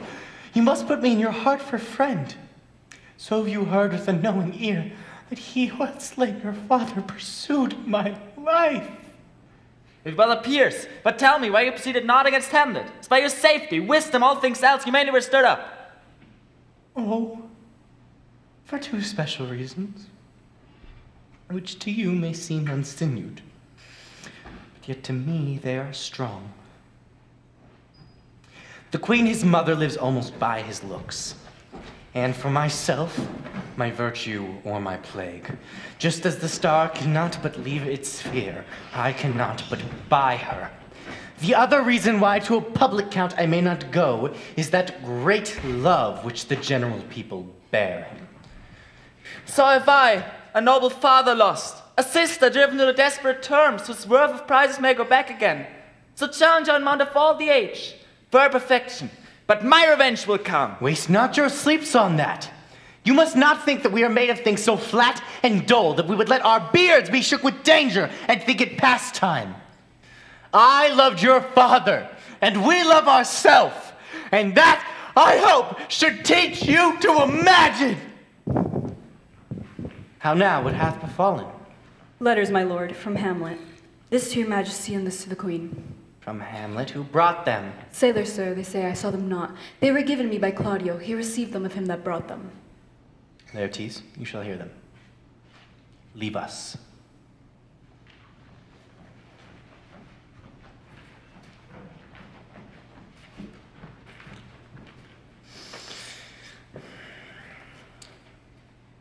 High and mighty, you shall know I am set naked on your kingdom. Tomorrow shall I beg leave to see your kingly eyes, when I shall first, asking your pardon thereunto, recount the occasion of my sudden and more strange return. Hamlet. Has he come alone, or is this some abuse and no such thing? Now give thee hand. 'Tis Hamlet's character. It says here in a postscript, naked. And here, alone. Laertes, will you advise me? I'm lost in it, my lord. Let him come. It warms the very sickness in my heart that I shall live and tell him to his teeth. Thus didst thou! If it should be so, how should it be so? How should it be otherwise? Will you be ruled by me? I am a lord, so you will not overrule me to a peace? To thine own peace. And if Hamlet hath returned by checking at his voyage, and that he means no longer to undertake it, I will work him to an exploit now ripe in my devices, under the which he shall not choose but fall. And no wind of blame shall breathe, for even his own mother will uncharge the practice, and call it accident. My lord, I will be ruled. The rather if we could devise it so that I might be the organ. It falls right. You have been talked of much since your travels, and there is one quality in Hamlet's ear, wherein they say you shine. Your sum of parts did not together pluck such envy from him as did this, and, in my regard, of the unworthiest siege. What part is that, my lord? 2 months since, and here was a gentleman of the academy. I've served against armies, but this gallant had witchcraft in it. A student, was it? A student? Upon my life, Lamont. The very same. I know him well. He made confessions of you and gave you such a masterly report for your art and exercise in defense, and for your rapier most especially. Hamlet, hearing this, was so envenomed with envy that he could do nothing but wish and beg your sudden coming o'er to play with him. Now out of this. What out of this, my lord? Laertes, did you love your father, or are you like the painting of a sorrow, face without a heart? Why ask you this? Not to say that you did not love your father, but to say that love is begotten by time, and that time qualifies both the spark and fire of it, and that there exists within love a kind of wick or snuff that will abate it. But to the quick of the oaths, Hamlet hath returned. What will you do to show yourself your father's son more in duty than in words? To cut his rod in the church. No place indeed should murder sanctuarize, but revenge should have no bounds. Laertes, will you do this? Stay close within your chamber. Hamlet, returned, will hear of your coming back. We'll put forth those who will praise your excellence and set a double varnish on the fame that Lamont hath given you. Hamlet, remiss, will not peruse the foils, and therefore you, with some ease or with a little shuffling, may choose the sword unbaited, and you may in the practice requite your father. I will do it, and for that purpose I'll anoint my sword. I bought an unction of a mountebank, so mortal as, but dip a knife in it. Where it draws blood, no cataplasm so rare. Collected from all symbols of virtue, and the moon can save the thing from death, that is but scratched of all. I'll touch my point. With this contagion, that, if I call him slack, maybe that. Let us further think on it, and weigh what convenience both of time and means may better fit our shape. If this should fail, and that our drift were to look on our bad performance, 'twere better not to say it. Therefore this project should have a back or second that might hold should this blast improve. Soft! Let me see.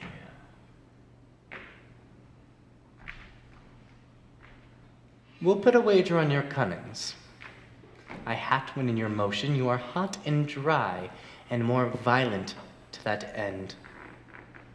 Hamlet will call for drink, whereupon, if he should escape your venom stopped, and take a sip of the chalice, our purposes may hold there. How now, sweet queen? One woe doth tread upon another's heel, so fast they follow.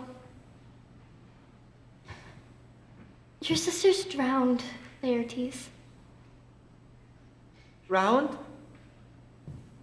Oh, where?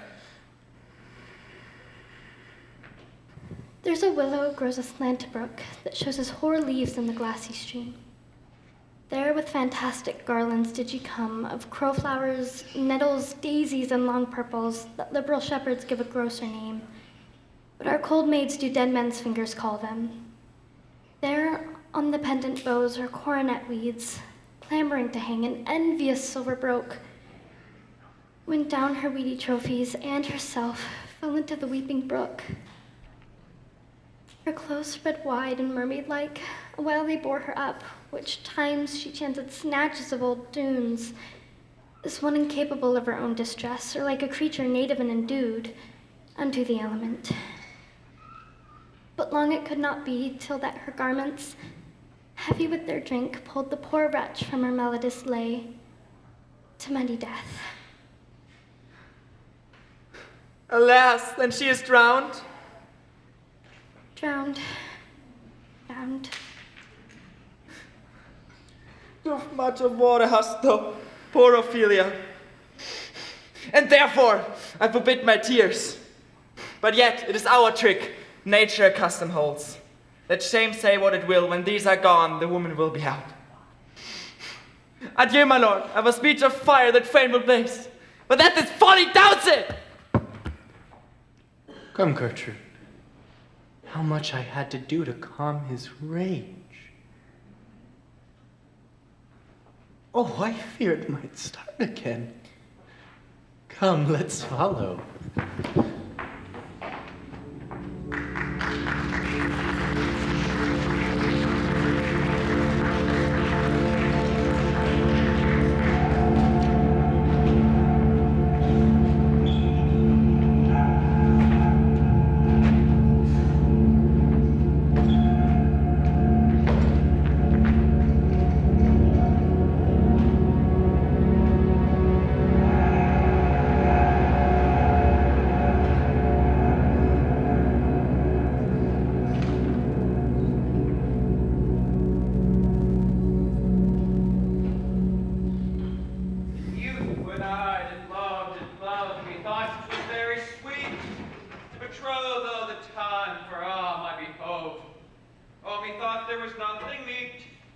Has this man no feeling of business that he sings at a grave-making?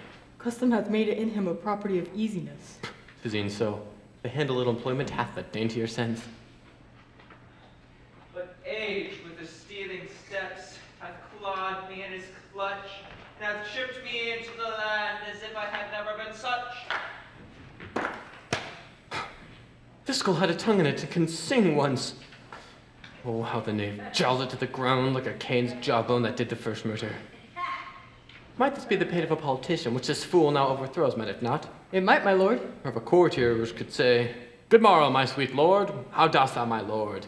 This might be my one, such a one's horse that he might not meant to beg of it. Might it not?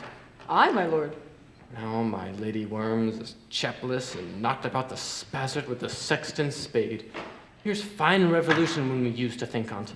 But these bones cost no more than the breeding than to play with. Mine ache to think on it. A pickaxe, a spade for, and a shrouding sheet. Oh, a pit of clay for to be made for such a guest as meet. Why? Might this be the skull of a lawyer? Where be his quiddities, his quillets, his tenures, his cases, his tricks? Now to suffer the rude knave to be knocked around the sconce with a dirty shovel. Not to alert you of your action of battery? Excuse me, Sirrah. Whose grave is this? Mine, sir. Oh, a pit of clay for to be made for such a guest is meet. I think it be thine, for thou dost light in't. You lie out on't, sir, and therefore it is not yours. For my part, I do not lie in't, and therefore it is not mine, yet it is mine. Thou dost lie in't? To be in't is to say 'tis thine. 'Tis for the dead, not for the quick. Therefore thou liest in't. 'Tis a quick lie, sir. 'Twill awaken from me to you. Well, what man are you digging for? For no man, sir. What woman, then? For no woman, neither. Then who's to be buried here? For one that was a woman, but rest her soul, she died. Oh, absolute the knave is, that we must speak by the carter. Equivation will undo us.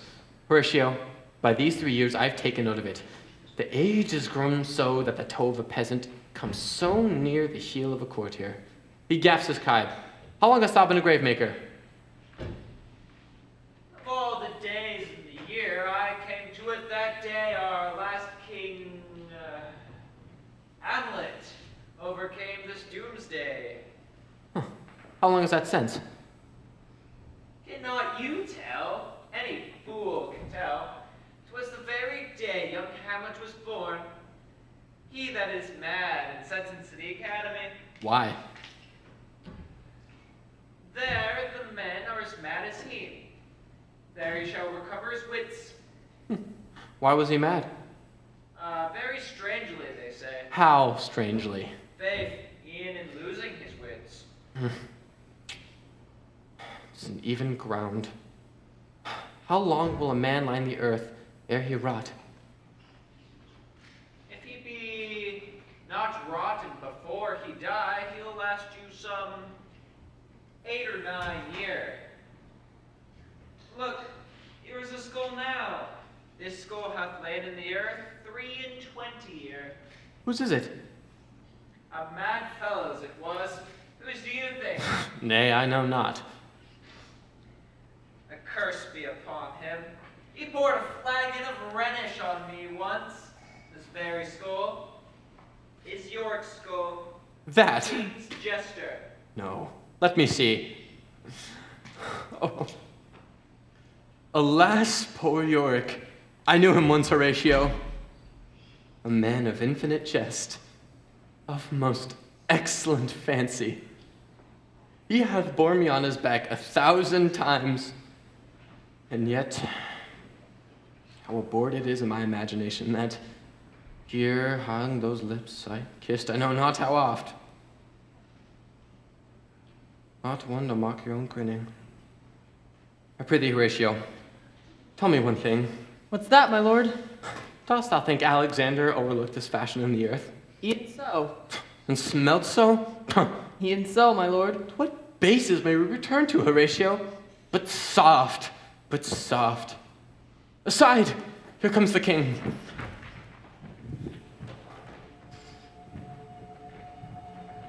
What? The queen? The courtiers? Who is this they follow with such maimed rites?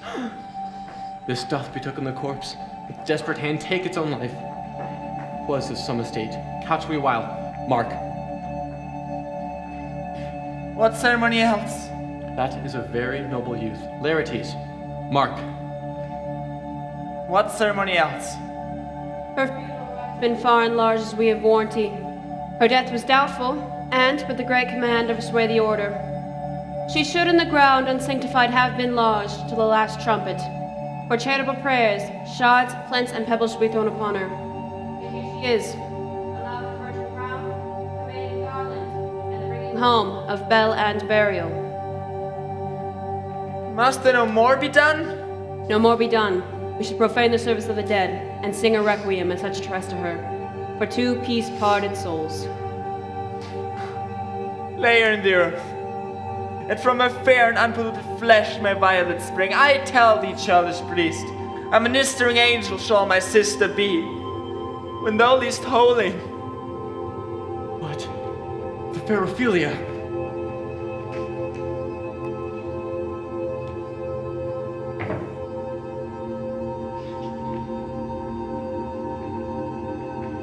Sweets to the sweet. I shouldst have hoped you would have been Hamlet's wife. O treble woe, hold off the earth a while till I have caught you once more in mine arms. Now pile your dust upon the quick and death, till from this fled a mountain you have made. Who is this whose grief bears such an emphasis? Whose phrase of sorrows conjures the wandering stars and makes them stand still like wounded, wearying hearers? That is I, Hamlet the Prince. Devil like thy soul! Tracy, not well. Take thy fingers from my throat. Hamlet! Hamlet! Why, I will fight upon the same until my eyelids no longer wag. Oh, my son, what theme? I loved Ophelia. 40,000 brothers with all of their quantity cannot make up my sum. What wilt thou do for her? Oh, forbear him. What wilt thou do? Weep? Fight? Run? Tear thyself? I'll do it. Dost thou come here to whine? To face me leaping in her grave? So will I! He is mad, Laertes. Why does this accuse me thus? I loved you not, but it is no matter. Let Hercules do as he may. As cat will mew, and dog will have his day.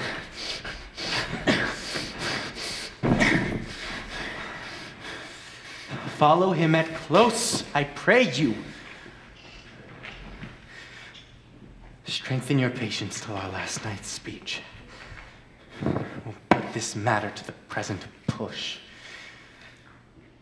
And, good Gertrude, get watch over your son.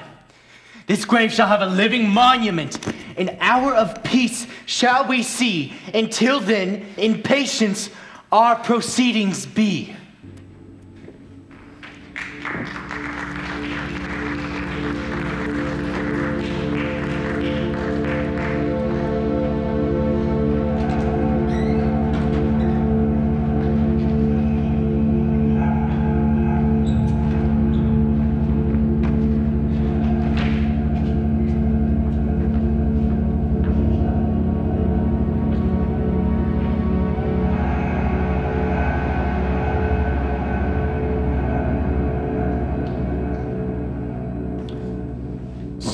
much for this, sir, and now what? Do you remember the circumstance? Remember, my lord? There was a kind of fighting in my heart that would not let me sleep, rashly. But let it be rashness, Red, for our indiscretions sometimes serve us well, when our deep plots do pall. That is most certain. Up in the cabin and in the dike there searched for their packet. And in fine, I withdrew to my room again, making so bold fear forgetting manners, to unseal the Grand Commission, where I found Horatio, O royal knavery, an exact command my head should be struck off. Is't possible? Ist. Read it at more leisure than I did, I do beseech you. I beseech you. With my head benetted with villainies, they can make a prologue to my brains. They begun the play. I sat me down, devised a new commission, wrote it fair. Wilt thou know the effect of what I wrote? Aye, good my lord. An honest conjuration from the king, as the academy is his faithful tributary, and the love between them like the palms might flourish, that on the viewing and knowing of these contents, without debatement further, he the bearer should be put to sudden death, no shriving time allowed. How was it sealed? With heaven ordinate. I had my father's signet in my purse, which was the model of some government seal. I folded the writ up, subscribed it, gave it impression, set it down, the changeling never known. The next day was my sea fight. Was sequent? Thou'st know already. So Guildenstern and Rosencrantz go to it. Aye, they did make love to this employment. They were not near my conscience, but their defeat by their own intuition grow. Why, what a king is this? Dost it think it upon me? Not stand. He killed my king. Is it not in perfect conscience to quit him with his arm? It must be shortly known to him from the academy. What is the issue of business there? An interment is mine, and a man's life is no more than to say one. But I'm very sorry, good Horatio, that to Laertes I do forget myself. For by the image of my cause I see the portraiture of his. Sure, I'll court his favors, but the bravery of his brief did throw me into a towering passion. Peace! Who comes here? Your lordship is right. Welcome back to the capital. Dost thou know this waterfly? No, my lord. Good, 'tis a vicious grace to know him. Sweet lord, if your lordship were at leisure, I should impart a thing to you from his majesty. Deliver it with all the diligence of your spirit. Put your bonnet for the right use. 'Tis for the head. I thank your lordship, it is very hot. No! Believe me, it is very cold. The wind is northerly.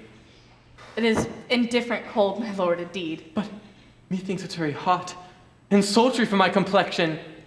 Exceedingly, it is very sultry, as 'twere. I cannot tell how, but his majesty bade me signify to you that he has laid a great wager on your head. Sir, this is the matter. I do beseech you. Remember. Nay, good my lord, for mine ease and good faith, sir, here is newly come to court Laertes. Believe me, an absolute gentleman, full of most excellent differences, a very soft society, and great showing. Indeed, to speak feelingly of him, he is the guard or calendar of gentry, for you shall find in him the continent of what part a gentleman would see. The consonancy, sir. Why do we wrap the gentleman in more raw breath? Sir? It's not possible to understand in another tongue. Mm-hmm. What imports the nomination of this gentleman? Of Laertes. His purse is empty already. All golden words are spent. Of him, sir. I know you were not ignorant. I would you did. Yet in faith, if you did, it would not yet approve me. Well, sir? You're not ignorant of what excellence Laertes is. I dare not compare myself to excellence. To know a man well is to know himself. I mean, in the imputation laid on him by them, in his meat, he's unfellowed. What's his weapon? Rapier and dagger. That's two of his weapons, but, well. The king, sir, hath wagered with him 6 Barbary horses, against the which he has imponed, as I take it, 6 French rapiers and poniards, with their assign as girdles, hangers, and so. Why is this imponed, as you call it? The king, sir, hath laid that in a dozen passes between you and him, he shall not exceed you 3 hits. He hath laid on 12 for 9, and it would come to immediate trial if your lordship would vouchsafe the answer. How if I answer now? I mean, my lord, the opposition of your person in trial. Sir, I will walk in this hall, if it please his majesty. 'Tis not the breathing time of day. Let the foils be brought by gentlemen willing, and the proud king do. For that I shall win, and if I can, I'll gain nothing but shame in the odd hits. Shall I redeliver you even so? I flourish your nature will. I commend my duty to your lordship. Yours. The lapwing runs away with the shell on his head. My lord, his majesty commended him to you by young Osric, who brings back to him that you attend him in the hall. He sends to know if your pleasure holds to play with Laertes, so that he will take longer time. I'm constant to my purpose. The king and queen and all are coming down. In happy time. The queen desires you to do some gentle entertainment to Laertes before we fall to play. Oh, she well instructs me. You will lose this wager, my lord. I do not think so. Ever since you went to school, I have been in continual practice. I shall win at the odds. But wilt thou know what will happen about my heart? Nay. It is no matter. Nay, good my lord. What? It is but foolish. A kind of gain-giving that would trouble a woman. If your mind dislike anything, obey it. I will forestall the refer hither and say you are not fit. It is not wit. We defy augury. There's a kind of special providence in the fall of a sparrow. If it be not to come, then it is not now. If it is now, then it be not to come. But if it be not to come, then yet it is now. Readiness is all.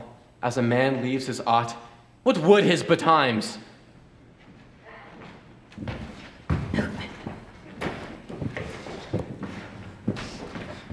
Come, Hamlet.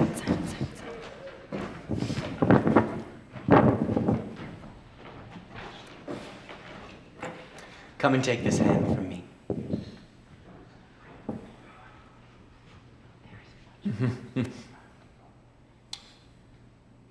Pardon me, sir, for I've done you wrong, but pardon me as you are a gentleman, this consonancy knows. Dost thou need to know my punishment for sore distraction? What have I done that your nature, honor, and exemption roughly awake? I proclaim but madness. Has Hamlet wronged Laertes? No. Let Hamlet himself be taken away. For when he not himself still wrong Laertes, never. Hamlet denies it. Then who does it? Madness. Hamlet is of the wronged faction. For madness is poor Hamlet's enemy. Sir, in this audience, let my disclaiming from purpose evil free me from thy generous thoughts, that I may shoot a bow over my house and hurt mine brother. Satisfied in nature, whose motive in this case should stir me most to my revenge. But in my terms of honor stand aloof, and will no reconcilement, till as merely masters of known honor, I have a voice and precedent of peace, to keep my name on guard. But till that time, I do receive your offered love, like love, and will not wrong it. I embrace it freely. Let the wager frankly play. Let the fools be brought. Come! Come, one for me. Laertes, I shall be your foil. In my ignorance, your skill, like a star in the darkest night, shall shine like a fiery stick. Off indeed. You mock me, sir. No, not by this hand. Give them the foils, young Osric. Hamlet, know you the wager? Of course, Lord. Grace has odds or the weaker side. We've seen you both in battle, and he is better. Therefore, we have odds. This David, let me see another. This foil likes me well. Have they all length? Aye, my lord. Send me the stoops of wine upon that table. If Hamlet should hit on the first or second, or if he should quit in answer of the third exchange, let all of their battlements fire. And the king will drink to Hamlet's better breath. In the cup and union shall follow richer than that of the crowns which 4 successive kings of the capital have worn. Let the kettle to the trumpet speak. The trumpet to the cannon to the clouds to the heavens to the earth. The king drinks to Hamlet, and judge, watch you with a wary eye. Come on, sir. Come, my lord.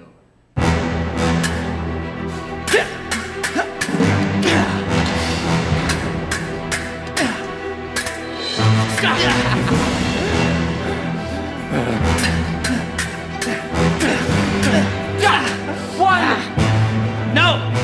Judgment! A hit. A very palpable hit. Well again! Come, Hamlet! This perilous time. Take a drink. Play this bout first. Set it by a while. Come.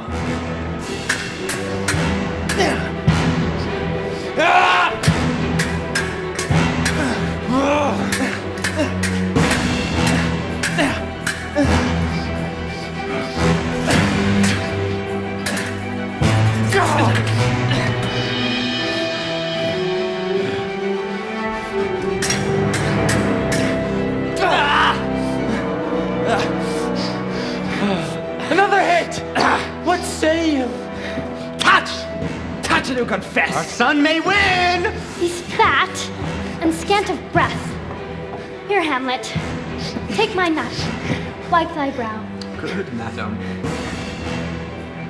Do not drink! I will. I pardon you. It is the poisoned cup. I dare not drink it, madam. Come. By and by. Wipe thy face. Good, madam. My lord! I'll hit him now! I do not think it. Yet it's almost getting my conscience. You but dally, Laertes. I pray thee, come at me with your best violence. I fear you may go wanton of me.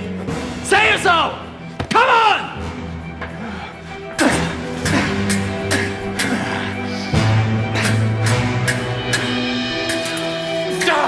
Nothing, neither way. Have it now!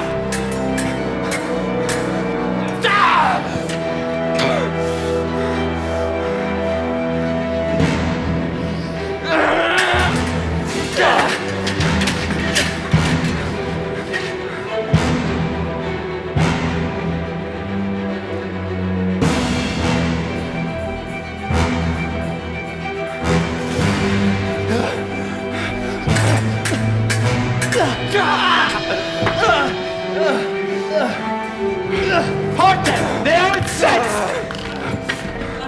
Nay, come again! Look to the queen there! How?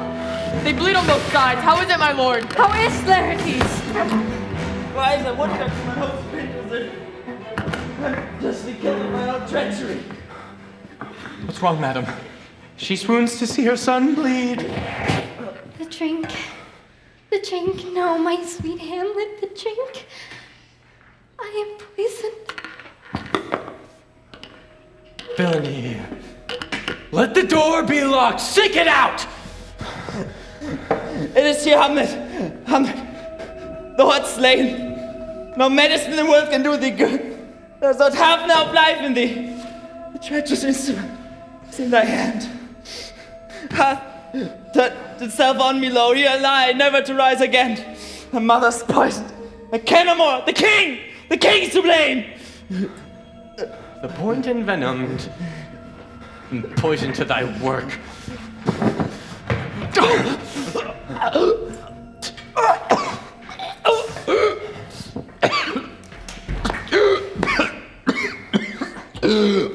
Treason! Treason!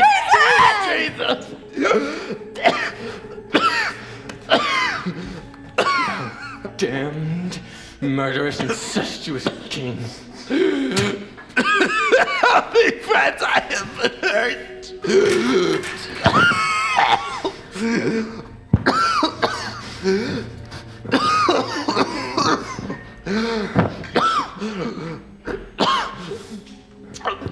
Drink thy potion.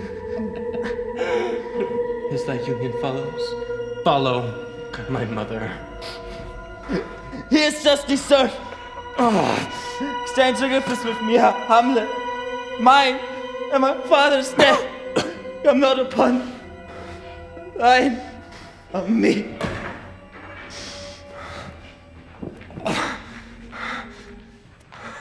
Oh! I die, Horatio. Thou wretched queen adieu. You that look pale and tremble at chance, that are but mutes and audiences to this act. I had but time.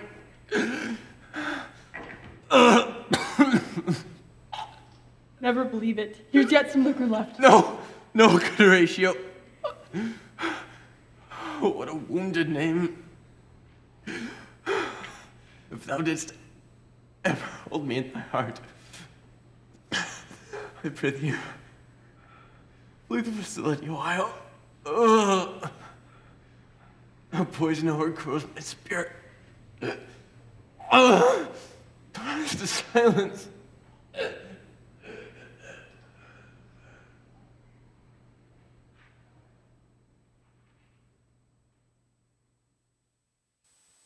Now cracks a noble heart. Good night, sweet prince, and let angels sing thee to thy rest.